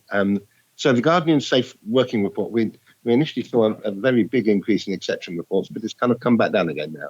It has. So thank you for highlighting what I wanted to talk about first, which was my subtle way of saving time. The impact of the reform in February. So we had the reform at the start of February. It's 5 months in now. And we did initially see quite a surge in exception reports, 3 to 4-fold initially. It's settled to about twice what we used to get. So 124 to date, and that's about a quarter. We used to get about 60 a quarter, so it's double-ish at the moment. Whether that reduction in June, July will be sustained remains to be seen. There's going to be a changeover in August. We might get a spike with the F1s, the new F1s, but no change to the pattern. What has changed is they all choose payment and it's confidential, and we don't have a way of properly monitoring that. So I did include some financial figures because that is new money. Because in the past, the numbers of ERs were similar, but they took time off in lieu, which didn't have a financial implication. We've also had a few more fines with people staying over 13 hours. And I think the empowerment people have to put those exceptions in with the confidentiality might be what's led to that, because I don't think much has changed the way we're delivering the service. So that needs to be monitored and watched. Thinking bigger around that, I think we need to look at how we supervise. We don't have supervision as a result of exceptions routinely now. So I think we have to be proactive in how we are encouraging staff to get away on time, to not stay back if they don't need to. And that will be particularly something in August with new F1 starting who are learning those time management skills. So that's something to be thought about. But from the exception numbers, no real change to the pattern. It's across most specialties now, but still most in medicine, no current hotspots. We had a little blip in Obs and Guiney for a month, but that hasn't been sustained. Interestingly, when you look at the numbers, there's 380-ish people on the contract, and about 100 to 120 are responsible for all the exceptions. So 2/3 of people do not fill in any exceptions, despite our encouragement to do so. So that's good, because I think it shows they're happy, but bad because they're not empowered. So it could change. But things are looking pretty good overall, I think. No confidentiality breaches that I know about, which bring big fines. We've seamlessly, I think, gone into this new system, and I think the people team have done a fantastic job through January, February, March, and are responsible for a lot of that. And we're signing them off without challenge and without geolocation at the moment. So that's probably everything for exception reporting. I mentioned that implication on finances. It's not that much money. It works out at the moment about £1,000 a month, I think, additional costs. And we haven't had any confidentiality breaches. It's great. We've also not had any detriment ERs, and there's a focus on, we've previously were ahead of that curve and have done previous discouragement surveys and shown we didn't have discouragement, active discouragement. So we haven't done a survey for a while. As part of the reform, we're being asked to start a detriment survey. I'm glad you talked about survey fatigue, because this group of staff seem to be quite fatigued about lots of things, probably their hours. But so we're going to start a quarterly. We have to give a quarterly return now nationally on detriment. So we're going to start a detriment survey. I suspect we'll get really poor return rates. I think in part that's because we're not seeing people with a problem with detriment, but we're going to just get it going from September and see what happens with the detriment survey. We'll also tag on a bit of, have you had any active discouragement, just for a bit of additional information. And I'll make that short, if that's okay. Very good. Thank you very much indeed. Any questions or comments to Mike? No. Thank you. Should we flow straight into the 10-point plan? Nicole, you've joined us. Are you kicking it off, or is... The vaccination plan. No, that's a vaccination plan, of course. Sorry. Chair, me. The 10-point... No, hold on. I'm not winter plan yet. Forgive me. I just saw you joining it. I got confused. We've still got the resident doctor plan. 10-point plan. I think Jeremy, you're covering that. Okay. Yeah. Okay. Sorry for confusion, Nicole. So one of the things I did want to flag as part of the 10-point plan is the excellent support we've had from the junior medical staff, Ailsa, who's transferred across the job, and who has now transferred out. And to say that we've had excellent support from JLNC. Mike's the JLNC chair. And we have good staff side relations. That's really key. I'm sorry about the red on the plan, but it's not actually our red. Not ours. Yeah, it's for NHS England. And I do want to say that we have also implemented a rota charter that will be out before the new house. And all the rota coordinators know exactly what is expected of them, because we've made sure that they've seen sight of the plan. So whilst they haven't had any training, I can give you assurance on that. We do have and will appoint now a resident Dr. Peer Lead. We've identified that individual as of yesterday, and the new spaces will be open before August the 1st. And I think we're still on time to do that. Good. So with the exception of the NHS England responsibility, all the others are on track. That is correct, yeah. Good. Okay. But I'm happy to take any questions. Any comments or questions on the resident doctor 10-point plan? We'll want to know the name of the person when you're able to share it. Steve? Chair, this is more for the previous presentation. I was just wondering whether there are national benchmarks that we could align with. Okay. There's no benchmarks. Getting data back is impossible. They have collecting data since the reform. How that's shared remains to be seen. We have submitted our first data collection that they've asked for this week.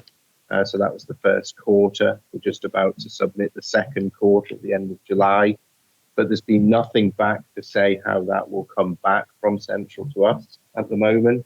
We have a regional update meeting. I meet the other guardians regularly, maybe every month or two. So we get an idea of what's happening regionally, but it's not. There's no structured way of meeting and people asking questions. Thanks. Okay. We are asked to approve this assurance plan on the 10-point plan. Are there any questions or comments before I ask for your approval? Then I think we're going to approve the assurance statement on the resident doctor 10-point. Thank you very much indeed, Mike, for all your input. And we're in now to the staff vaccination plan. I think we learned from last year how important it was. We were pleased to perform well. We're still behind Halligan. Not that I'm competitive or anything, but there's a bit of a challenge ahead of us. So how's the planning going? Yeah, thanks, Chair. So at the end of each campaign, we do a comprehensive review of what's gone well, what we learned, and what improvements we want to implement into the next campaign. So in our last campaign, we used a mixed model. We used the delivery through hubs, through roving, and through peer vaccinators. Our peer vaccinators was the first time we've introduced them since prior to COVID. So our national target last year was 62.4%, which we did achieve nearing the final submission. What let us down in the end to take us to 61.7 was the fact that we had new starters that just tipped us down a little bit. So there's a big lesson learned there for this year. However, we did still come second nationally to other comparator organisations. So learning from the previous campaign, barriers to the vaccine included vaccine hesitancy linked to previous COVID-19 vaccination experience and a preference for more local communications. So in response, we are strengthening our engagement with the business units through weekly meetings where we feed back what the uptake is and discuss the low uptake areas.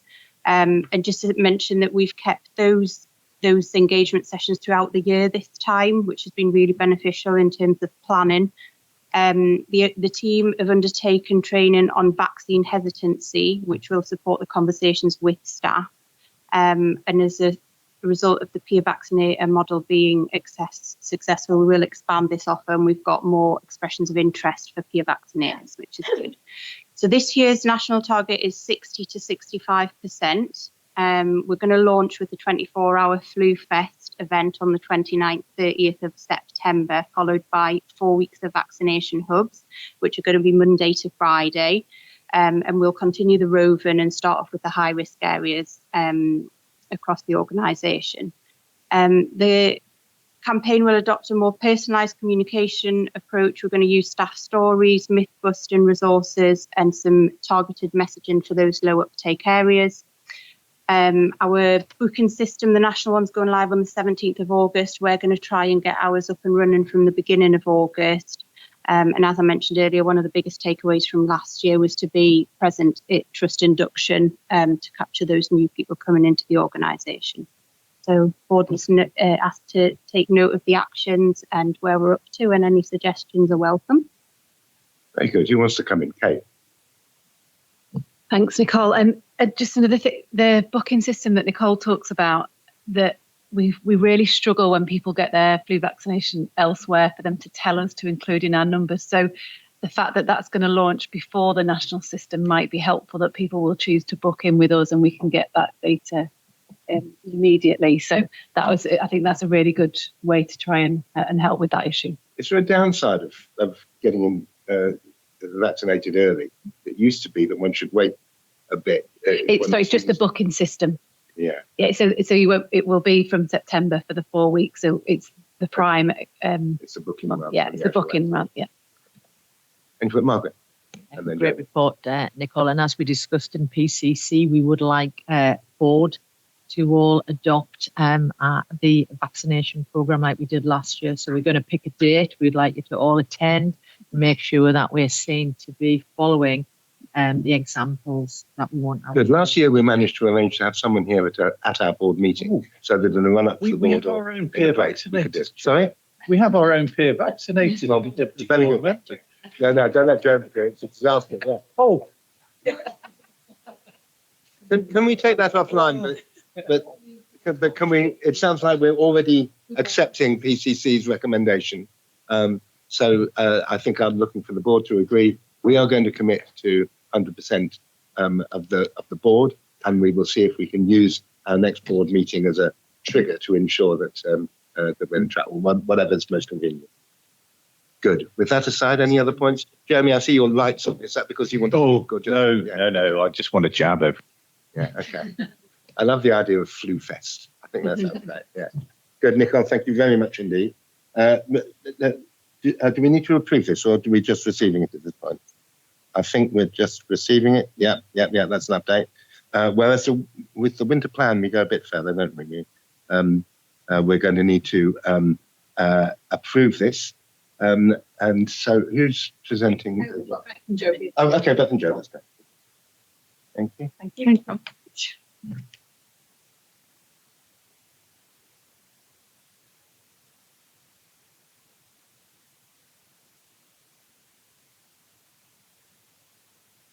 Hi there, welcome Beth and Joe.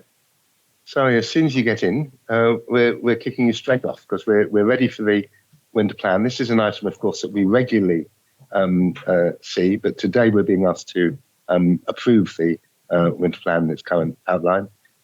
Joe, I think this is maybe the first time you've come since your promotion. Have I got that right? Yes, although I haven't officially started, so I am presenting on behalf of Simon. Well, that's great. You're particularly warm welcome. Just to remind you, we will have read this. We will have studied it. So you only need to pull out the absolute highlights or lowlights for us in this presentation. Thank you. Thank you. So Beth and I are here to talk to the winter plan. Please know we're not planning on going through all of the slides, so I'll talk to the first couple of them. As usual, Medicine is holding the winter plan, but each business unit has provided its own individual plan, and they are in your pack. Thank you. So the bits that I wanted to pull out are things that are different from last year, and things that we've learnt from talking to our teams in the beginning part of this year. I'll come back to the guiding principles and the organisational preparedness meeting in the next slide. The bit I wanted to pull out first really is about building on what we've already got in place to try and improve flow through the system. One of the key bits in there is the elderly assessment unit. So we are planning a new elderly assessment unit that will be opening at North Tyneside. We're hoping to have that open by October. We are revisiting our front door capacity, both in terms of patients that are walking into our UTCs, but also where we can stream people to our SDEC, making sure that our capacity and demand are correct, seeing whether we need to move resource around to be able to manage that. We have a new bed plan that we have put into place with the purpose of trying to reduce escalation at NSEC, recognising that the plan we had last year was a little bit too responsive. Although we like to remain agile, it was difficult for teams to plan because we were needing to use base site beds for surge capacity. And the plan that we have put into place that we'd be happy to talk through if anybody wants any more detail is to open base site beds for a longer period of time in a more planned way and use our NSEC capacity for surge. The advantage of that is rather than having to go in and out of ward-based beds, which is really difficult and takes a long time, we've got that ability over a weekend, for example, to surge into our escalation beds, close it down over the weekend. The other bit that's important about that is that the additional support for patients that we need, so occupational therapy, physiotherapy, all of the support services that will help discharge our patients more quickly, we'll be able to provide better at the base sites.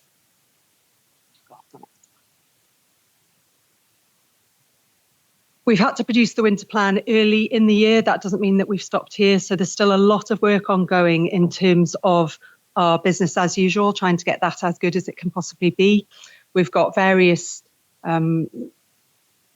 work streams ongoing. For example, a trial of acute medicine working into the emergency department to see if we can use our workforce differently, to see if we can be more efficient in terms of our flow. Corridor care is on everybody's minds at the moment. We've just come from a trust-wide corridor care strategy group, and we're working our way through that. Learning from partners as well. So we have arranged some regional and national visits to try and learn from places that are doing this better than we are at the moment. And we'd hope to be able to get something into place to try and improve our corridor care before the winter period.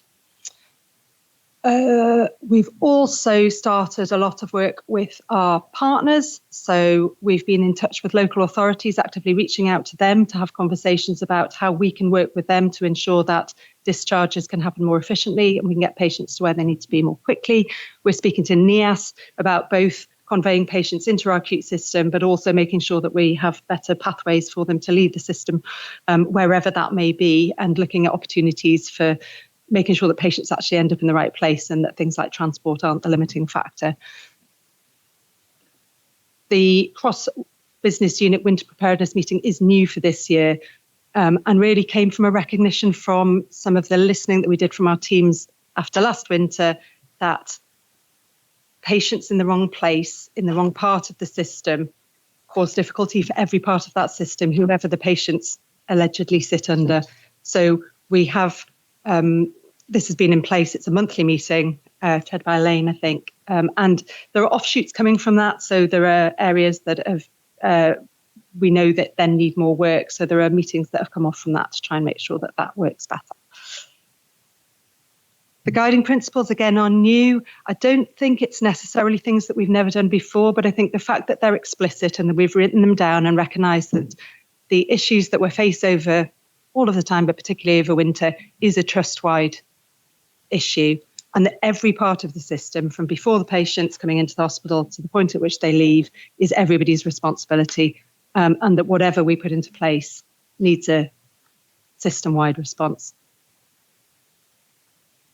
I think that's all I've got to say. We have monitoring as usual. I think that's all I've got to say. If anybody's got any questions. Can you just say an extra word? The monitoring, I've learned from Alistair the importance of following Australia on my favourites now. And so far I'm seeing no movement on the Australia data. Is it, Alistair? It's early to report, but certainly the June figures for Australia look low in terms of flu vaccination. In terms of flu positive cases. July they publish early, and I wouldn't trust the July data at all, but June does look low. Okay. Yeah, so I just think on the flu bit, we'll keep monitoring because it is very early days. We saw last year that we were, you could see a low prevalence, and then it did shoot up later on. So we will continue to feed that back through CPG as well, just so that everybody is aware. One other point, just to say that there will be a board assurance statement to come back in September to sign off from NHS England that the board will be required to do. It's a little bit of work that builds on what Joe has already presented for NHS England's winter assurance process. So you will have to come back, unfortunately, in September, just to go through that statement for. But I think the concept that Joe has talked about there, about it being a collective responsibility, both in terms of the emergency pathway, but also trying to maintain the elective pathway, is that natural tension that always exists, but ultimately it's for us to collectively make together. Yeah, that's an important point to underline. Hannah. So the first point I intended to make was about the board assurance framework. So that landed last week from NHS England. It has 4 more rows than it did last year, and has very specific plans about optimising same-day emergency care, reducing bed occupancy ahead of the Christmas period. So I'm challenging colleagues now across the organisation to make sure they're actual plans, not just commitments, so we can come back and give you full assurance on that in September. The only other thing I wanted to say, prompted by your comment about the data, as Chris and I were exchanging emails and charts earlier this week, it looks as though over the months in spring, we've seen the same number of attends into ED as we did over winter. It hasn't really dropped off. So I think it's going to be a busy winter for us this year. I think we're learning that there's 2 seasons in the NHS. There's winter and there's preparing for winter. But preparing for winter is now becoming kind of mini winter, isn't it? So, yeah. Okay. Any other questions or comments? We're asked at this point to approve the plan, noting that there will be an assurance statement in September. And I think we're approving it. And thank you very much indeed, Joe and Beth.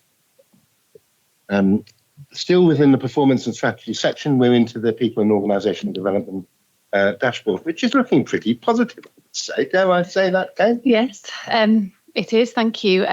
Yes, from a dashboard perspective, there was just 2 areas I was going to raise. So there has been a slight increase in sickness absence rates that's been evident over the past couple of months. That's predominantly due to the rise in mental health absence. So we've got our sights on that and ensuring that the support is going in the right place. Community absence has increased again. So we are shining a little bit of a light on that through our operational groups next month. And the only other area on the dashboard was the time to hire for recruitment. So that has increased. We've had some issues with external partners, so DBS, for example, where the time to get the DBS back has increased in some places double the time. So that's the main contributor to the increase in the time to hire. Another couple of areas I just wanted to highlight from my report were the new mandatory NHS staff standards. So they were published earlier this month. So they cover 6 areas, which are line management, health and wellbeing, violence prevention, sexual safety, tackling racism and flexible working. Compliance of the staff standards will be monitored through the NHS oversight framework. And Northumbria already have very established work streams in all 6 of those areas. We're just trying to establish a baseline of where we are and what the future reporting arrangements will look like. I think it's really important to note that, and the board did have sight of this in April, that we developed a Trust Staff Compact, which is a 1-page what we expect from staff and what they can expect from us. This will be the way in which we communicate the staff standards to our staff, and we're just busy aligning the language together to make sure that's right, and we'll communicate that out to staff. And another area, we received a letter from the national team about inappropriate access to patient records. This was as a result of some high-profile cases. Board may know that we have a fair warning system, so we proactively monitor any inappropriate access to records. When we've assessed the guidance, we are doing what we need to do, and we'll continue to communicate out to staff our zero-tolerance approach to inappropriate access to records. We are, in terms of nursing and midwifery job evaluation, people may have seen that we've been asked to review our Band 5 job descriptions in line with the new national profiles. We are due to submit a plan by the 31st of this month, which will go to private board, which is a delivery plan to ensure that all job descriptions have been reviewed by October 2028. In line with the staff standards, we've had Lord Mann review, which is in relation to tackling racism. Again, that's on private board later, and that we've done an initial gap analysis in terms of our commitment to staff and to patients in relation to that review, and Jeremy and I are joint owners on that. Some good news around our apprenticeship team, and we've had an Ofsted inspection. The trust has received meeting expected standards, which is fantastic. A really great accolade to appear in the Sunday Times top 100 apprentice. We are 100. Yeah, the only way is up. But great for the team. We now have over 600 people on apprenticeships, 170 direct apprenticeships, which is just absolutely fantastic. And the work continues in that area. So I was just thinking, conclusion, a strong workforce position, lots of initiatives that have been sent in the past couple of weeks that we are probably in good shape, but still work to do, and we'll continue to review those. Terrific report, Kate. Margaret, anything arising out of people and culture to highlight? Just one thing. I mean, it was a great, very, very busy agenda yesterday. I think there was some concerns being raised, and were raised in SQ&I around our healthcare associate workforce and vacancies in that particular area. But we discussed a number of things, number of solutions, number of reviews. So on track for further work around there. Maria? Not a question, just a comment, and a positive one, just to say thank you for the excellent and very clear executive summary. It really helps bring the paper to life. Great. Thank you. Thank you. That's really nice, and that's a good little reminder to one or two of the other executive summaries haven't quite reached Kate's standard of managing to summarise the key report. So, but that's the right way to do it. Let's reward a really positive one, but others might just want to have a look. Okay, good. Any other points are we happy to receive? Steve. I was just interested in the NHS staff standards, and given that all of the other 5 areas depend on good line management, was there anything in the line management one specifically that you thought was surprising or interesting, and how we in particular support line managers to be good line managers? Yeah, nothing new, Steve. And I think they also probably should have said that the new leadership and management framework has also been released, and that will align with a lot of our offers that we have. So we have a lot of line management offers in terms of training and development. What we're trying to do with line managers and what the staff standards really speaks to is that one-to-one conversation, support, encouragement, giving them confidence to have very difficult conversations, which training can support, but actually experience really helps with that. So it's just another way of emphasising the importance of line managers and those difficult conversations. Thank you. Yes, Ruth. I've just noticed the annual leave issue with medical and dental staff we know it's always a problem, but it's low, isn't it? I'm hoping we're going to have a big push on that over the summer months, so that at least by September we feel like we've hit somewhere near the halfway point. Yeah, I think it has slipped a bit because we've made really good progress with the medical and dental leave. It is a recording issue. It's not that they don't have their leave. So I'll revisit it with Jeremy and try to get that back on track. Yeah. Good. Chris?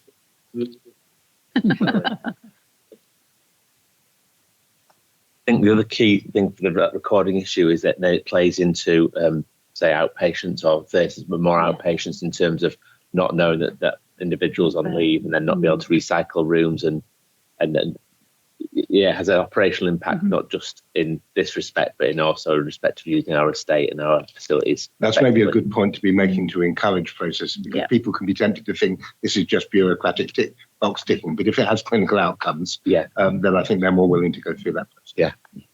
Very good. Good, thank you. Really good, clear report, helpful discussion around it. Just before we move on to the health and safety one, just to very briefly revisit the staff flu vaccination plan. It was reported as an update report. I'm now told that we need to have approved it as a plan. Can I just check that colleagues are happy for us to have approved the staff flu vaccination plan? Yes, yeah. Good. Okay, excellent. Then I think we're into the health and safety annual report. Got it right? Yes. We were worried there was a bit of pressure there for that. I'm glad you heard that, Damon. Yes, that was subtle of us, wasn't it?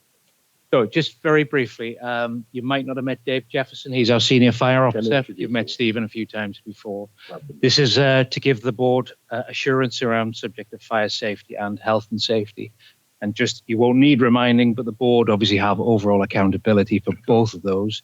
In practice, that is then discharged through Bijou as chief executive, and then operational day-to-day responsibility to myself as director of estate. So this is not an NHFM issue either. This is a trust-wide issue. All I would say by way of introduction is it is a particularly complex area. It's quite technical. You need to be comfortable that you're getting the right assurance from Dave and Steve on those areas. There's been a raft of legislation in both areas. So it's a bit of a navigation through legislation, statutory frameworks, and guidance from NHS England, which comes in the form of health technical memorandums that we follow and adopt. But they'll give you the headlines. The detail is in the paper. Damon, can I just check? Are we as a board required to approve the annual report? It's there for assurance, so you need to receive it. Okay. Yeah. Thank you. I think one comment, so the health and safety paper navigates through SQ&I. The annual fire report doesn't go to a subcommittee as yet. So I think one action we need to take away is work out where that should go. Yes. It's talked about through the health and safety group, which covers fire, but I think it would be sensible for it to go through probably a similar pathway to health and safety, but a subgroup of the. Phil, do you want to just chip in? Just press the button. Yeah. Take it. Probably should come through to FIP. I agree. There's discussions. I agree. Yeah. So we'll take that as an action for next year. We can do retrospectively through that with a bit more detail. It'd be good to get some eyes over the detail of that. But I'll let Stephen, Dave give the headlines. Good. Well, Stephen first. Yeah, thank you. I'll just take you through the brief headlines of the annual report. Last year we had 607 accidents reported, which is reduced from the previous year. Again, we're working hard into keeping the area safe for our staff, but we're also looking at Datex about the reporting, because we don't feel as though all incidents are being reported, but we're working strongly with Datex on that. The RIDOs, which is the 7-day incidents, we report the HSE. We had 23 of them last year, which is down by 1. But if you look at other trusts the same size as us, we're well below the average between 35 and 50. We're 23, so it's a lot of good work done myself and NHFM. So that we keep an eye on them. We're all investigated and any actions implemented. Abusive staff has risen by 279. Again, I think that's down to better reporting. We have got the violence and prevention strategy, which we started working on, and we're going to implement hopefully September this year. So again, we'll keep an eye on that. We've got groups that look at all the detail of any event incidents there, along with a review group as well.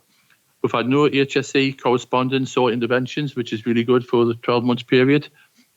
Continue to do our compliance audits and our ward audits, and all actions are picked up on our action tracker, which are monitored through the Health and Safety Steering Group and NHFM's groups as well. Started work on the Martin's Law, again, and that's going to be taking fruition this year now because of the guidance being out. And we continue to report into this group on a bi-monthly period. So that's just a quick review of my annual report. So any questions? Very good. Very clear. Anybody want to raise any points? Yes, Phil? Just a quick one. I noticed obviously the exclusion letters have gone up significantly. It just reminded me, ask again, do we share those at all with other alliance trusts, and do they share theirs with those? We've started to pull together a group which I chair with the Alliance, but we've gone further than the Alliance as well with other trusts in the North East and Northern Cumbria. So we're working on the protocol, a procedure, how we do share it. We've got to go through IG about sharing patient information. I'm also involved in NIAS as well. So we're having the same SOP for everyone to work off, and that's in fruition at the moment. Hopefully get that done by September. Happy with the annual report, Margaret? Yeah, happy with the annual report. Stephen, I don't know whether you want to do a bit of a plug about Martin's Law and the day that we've got planned. Yes, we've got an event planned 20th of August, which I think you're coming along to, Paul, which is involving Figan Murray, who's the mother of Martin Head, who got tragically killed at the Manchester bombing. So luckily enough, she's coming to do an hour's presentation, questions and answers. Then we've got a Metropolitan Police counter-terrorism expert coming to do a speech, and also someone from the Home Office, counter-terrorism expert, and then our speech across solicitors, they're coming to do a speech as well. So it's an afternoon. We've invited all of the trusts in the region through health and safety, the security and emergency preparedness. So up to now we've got 92 people attending, which is really good for our trust to be hosting that at the Healthcare Academy. So we've got 6 spaces left. So if anybody wants a space, the hot ticket. So is that all? Do we have the potential to expand the spaces, or is that it? I'm not sure. I think we've got the biggest room we can get at the Healthcare Academy. Okay. Hey, that'd be a shame, wouldn't it? Okay. He doesn't know. Okay. I just wanted to raise the number in terms of abuse against staff. So it's really high, and I think Stephen's right in terms of we are promoting reporting more, and people I think have more confidence that we will do something about it. I do think it would be helpful to have a real look into where those incidents are and whether they're related to potential medical conditions of patients or otherwise, and I'm really trying to drill down. We do that, and about a third of them are through patients with dementia and delirium, which are reported in the dementia group. But I think we need to keep them figures in with these because it is absolutely, yeah. I think it's always good to highlight that again, Kate. I'm conscious that I think every time that Stephen comes, we hone in on that because it feels so awkward, and we receive the assurance that people in culture is looking at it carefully, and that the group that Stephen's leading is continuing to drive on it. But we should never forget that. I do suspect that we're on the tip of a social iceberg there. You know, the cultural changes, it seems to be easier to say rude things to people directly than it used to be. So, yeah. But we should never relax our own commitment to tackling. Okay, that's the annual report. Then we've got the quarterly report from these things. Yes, again, quarterly report. 108 accidents is an increase of 9, but still quite low. We had 6 widows since the last report. They've all been investigated and reported to the HSE. Again, the abusive staff, it's reduced in the last 2 months by 34, which goes against the trend that we've been talking about.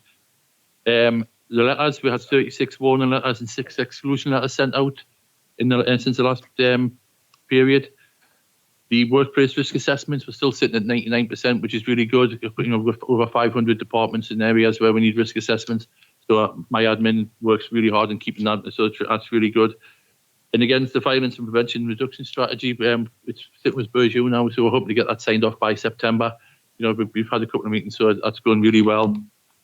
And as I said, Martin's Law, we've identified that we've got 3 in the enhanced tier, which is the higher tier, over 800 people, and we have 5 in the standard tier of our premises, which is where we've got staff between 200 and 800 people. The responsible person being identified, which is Damon, myself and Alison Bywater. We're classed as the competent person. I've just completed a training course, a week-long training course on counter-terrorism and Martin's Law, so we're starting to do the risk assessments. We did our first one at Texham, so we're just writing that up now, just have a look at any identified actions will be added to and I'll bring that to this committee every bi-monthly by the time I come here. And again, we've arranged an event with Vegan, so that's my quick overview of the. Very good. Any points arising out of the quarterly report? Have you just received that? Then we're into Dave. This is your first report to us, I think, for the fire safety report. It is, yes. Thank you, Chair. Okay, so thank you for the opportunity to present this, first of all. Just going through the salient points within the report. As Damon quite eloquently described, legislation has changed since 2017 following the Grenville incident.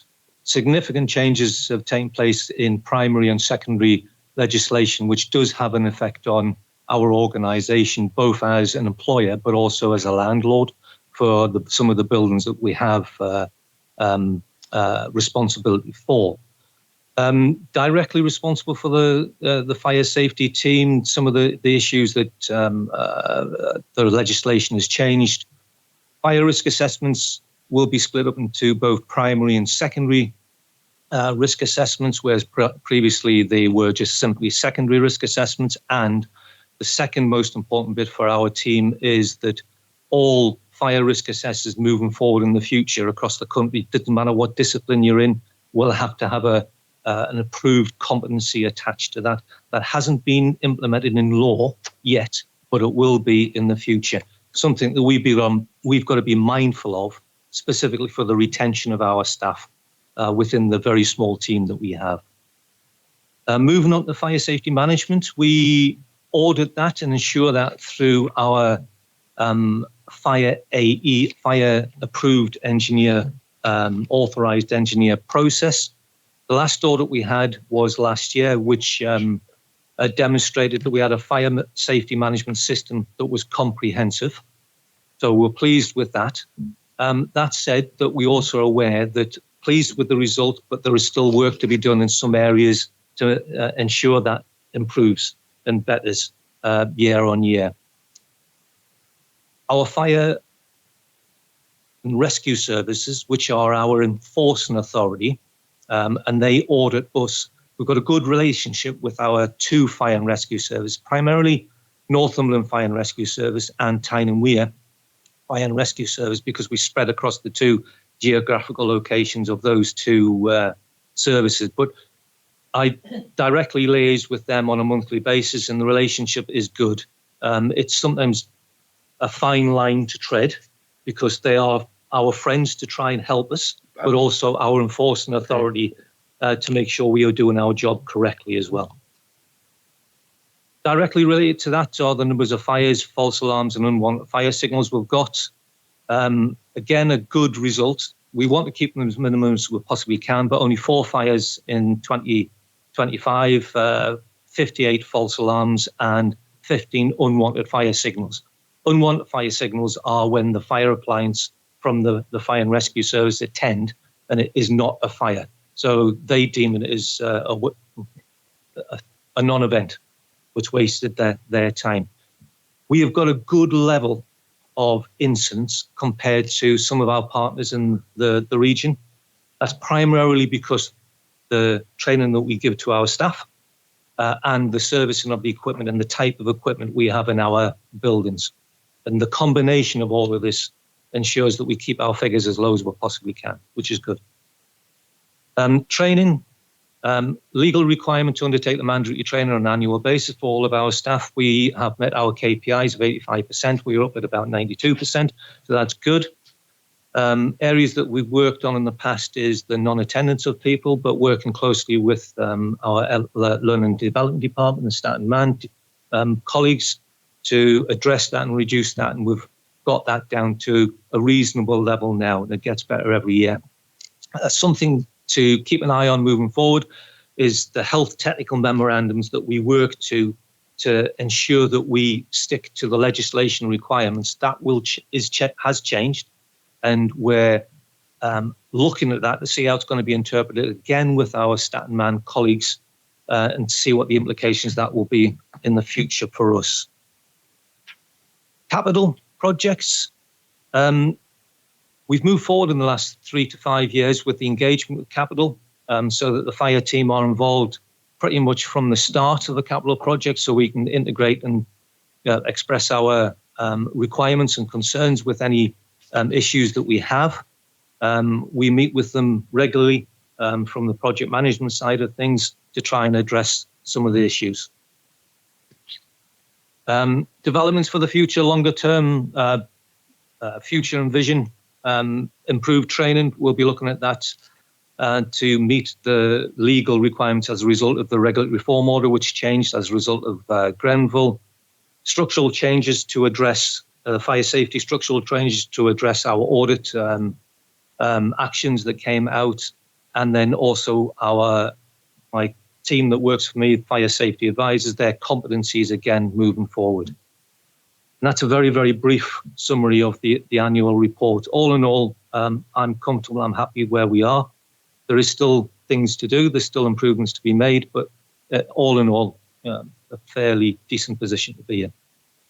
David, thank you. That's really clear. We gave it proper space because it's the first time David's joined us here. Phil? Just a quick question, David. The NHS Property Services transfer included in the capital piece as well? Yes, Phil, thanks for the question. In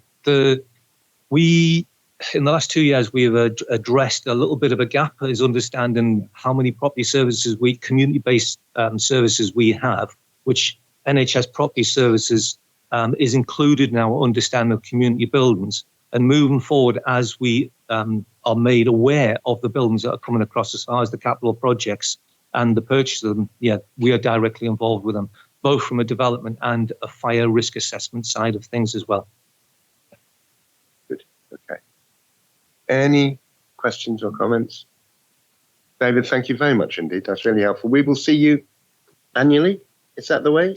But we'll also go through finance and performance first of all, and then we'll receive the annual report for assurance rather than for approval, I'm told. Yeah.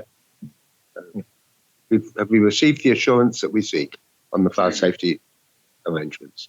I think we have. We thank you very much indeed.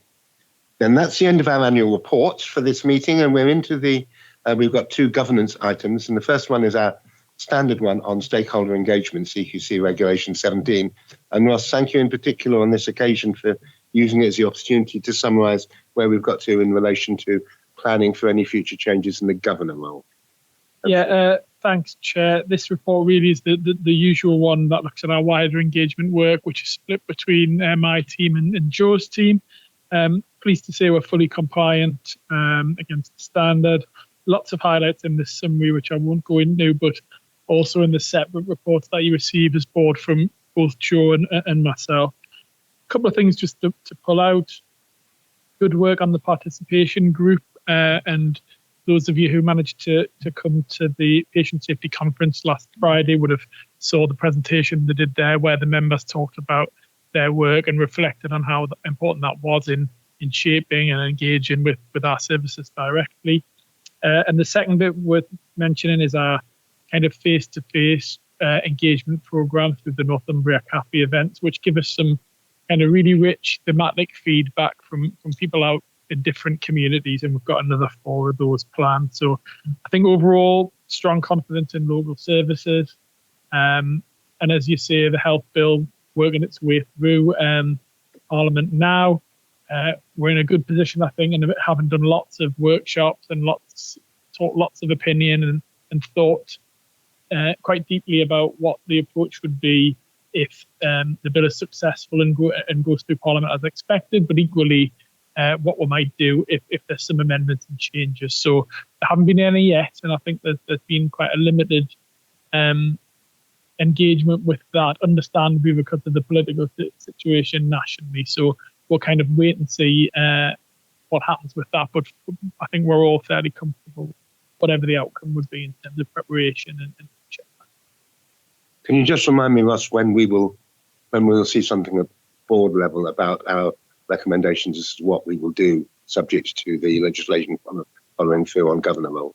Yeah, we've been deliberately kind of not vague, but on the timing, because if it all changes tomorrow, it's sort of in terms of wasting everyone's time. But we can present at any point when if people want to hear those plans, we're happy to do that. I'm content for us to be reasonably relaxed. We had said end of the summer or beginning of them. I'm content for us to be relaxed on that in the political circumstances. Yeah. Good. Any points arising out of the CQC Reg 17 submission which we have to receive? Then, Chris, you're on for board assurance, where we're asked once again to approve the board assurance framework. Indeed, thank you. So just in your packs, you'll be able to see the board assurance framework at the BAF, which we redrafted for 26-27, and that's to reflect and to align to the 5-year plan that we developed and signed off earlier in the year. And the board assurance framework there is grouped around those 4 big signals of the 5-year plan and reflects the trust's ambition and strategic objectives.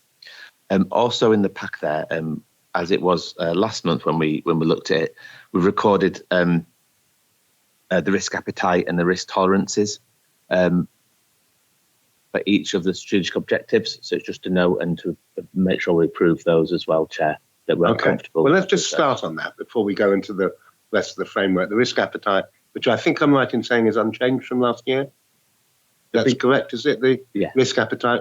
Yeah, so they have been reviewed by... They've been reviewed properly, yeah. So but it's not actually changed. The ratings have not changed. Yeah. Are we content as a board to approve the risk appetite unamended? Okay, then just further into the detail of the framework, anything more you want to highlight? So the 2 areas to note, the two aims that are in breach of the risk tolerance around performance management and the estate. The performance is around issues that were discussed earlier in the meeting around our performance against our plans, and then the estate in the main part reflects the issues within Berwick. Yeah. So both under finance and performance. Have you got anything to say for yourself? Not my fault, good. I think I would say, despite our performance from a national perspective, we still take the view that ultimately we want to achieve the applied national standards, and therefore we think it's right that that's reflected in that approach. And yes, the estate's policies. But can I just check then with the chairs of the relevant committees who've been looking? Oh, I've got Richard first then, yes. Who, chair of audits, kind of the the holder of the ring on this. So just to let board colleagues be aware that internal audit have just done a review of the board assurance framework, which came out with good assurance. So I think good assurance. We've had independent assurance as well as work that we're doing. They did come up with some recommendations, primarily around completeness of the assurance statements in the BAF, and it's good to see that has been reflected through this iteration of the BAF. So I think we're in a good place in terms of external assessment. I would add my own personal view. We've come on a journey with the BAF over the last 3 years. What we have now feels much more owned and alive than probably was a few years ago. So thanks to all the committees and the executive team for engaging in it, because I think what we've got now is in really good shape. Very good. And it'll have gone through each of the committees, the relevant sections. If I can just ask the committee chairs just to give any comment they wish to. No comment is acceptable. But can we start with SQI? I see your light. And there's Chris's light. Thank you, Chair. Well, it was Chris's light, but I'll take the opportunity to say that yes, there has been tremendous work that has been done, and every SQNI committee meeting does have that opportunity to add things or refine things that are reflective within the BAF. So I think that the mitigations in particular have been reflected in this current iteration. I think it's a good job. Okay. IMT, any relevant comments to that? No, I just echo the previous comments, Chair, although we are working very hard on everything being 12, which is the feedback that we got. And I think that's also a journey that we've come on and had lots of rigorous debates around. Good. People and culture? It's lots of good discussion over the last sort of year, and we did a review on the risks that were actually identified in the scores at the previous meeting. So absolutely support what we've been saying and what Richard said. It's really come on. Assurance, gone through assurance as well, Ruth? We don't own any. We don't own any. No, okay. Who have I missed? Anybody? Okay. So board committees are happy and are supporting the approval of this revision of the board assurance framework. Good to go. Thank you. Thank you, Chris, and thank you to everybody, because several comments have said this has been a journey, or it's been a piece of work for some time. This is not simply a noting. This has been a significant piece of work over a period, and I'm grateful to everybody for their time. Okay, we're into the escalation process. This is where, again, for the reminder, and that's particularly for the sake of observers, there's loads of papers here, and it feels like we might not be taking them seriously, but they're areas that have been really scrutinised by the relevant subcommittees, but we are required to approve at board level, but we only really do that by exception, any kind of key highlights that need to be brought to our attention. So with that in mind, we're starting with the Nursing and Midwifery annual report. Marion? Thank you, yes. So I'll just draw your attention to the exec summary. You know that we have to do this every 12 months regarding safe staffing, which Chris and Jane have done this year. Very happy to report that the work that we've been doing, particularly this year with HR and recruitment and Arlene and the finance team, has been a real success, to make sure that we all know that we're saying the same thing for the safety of patients. The key thing I would just like to say is that we will be doing this again, and we've already started this from March of this year, the beginning of the end of March rather, and a report will be coming to SQNI for Maria and the rest of the team in September. There's nothing to change this year. We feel that the staffing is very safe, we're very agile with it, and we are happy with where we are at this minute in time. Thank you. Maria, anything to highlight from SQI? No, nothing to add. Thank you. Good. Happy to receive that. What about the AHP, the Associated Health Professionals? Yes, so working through all of that and making sure, I think Margaret's alluded to earlier, just making sure that they're not forgotten about regarding recruitment and retention, because we can do various things which we are working through just now. particularly with the Health and Care Academy, to see if we can grow our own. And as I said before, that's to do with sonographers, but it's also to do with other staff as well. But happy to work through that. And the final thing I would like to add to that is that we had a very successful NMAPS Day last month. There was about 200 people there, and I think that's great. Yeah, team did extremely well, and it's just to thank the team for all the hard work throughout this very difficult period. When I think, as Hannah already said, summer seems to be winter, and winter seems to be summer. Excellent. Miriam, anything to highlight from SQI? Just that we frequently bring up the issue of radiographers, in particular, with most recent focus related to post-mortem capacity issues. That this is a national thing that the requirement extends to having post-mortem MRIs, and those are done by radiographers. So it's just another layer of capacity and demand that we are having to respond to.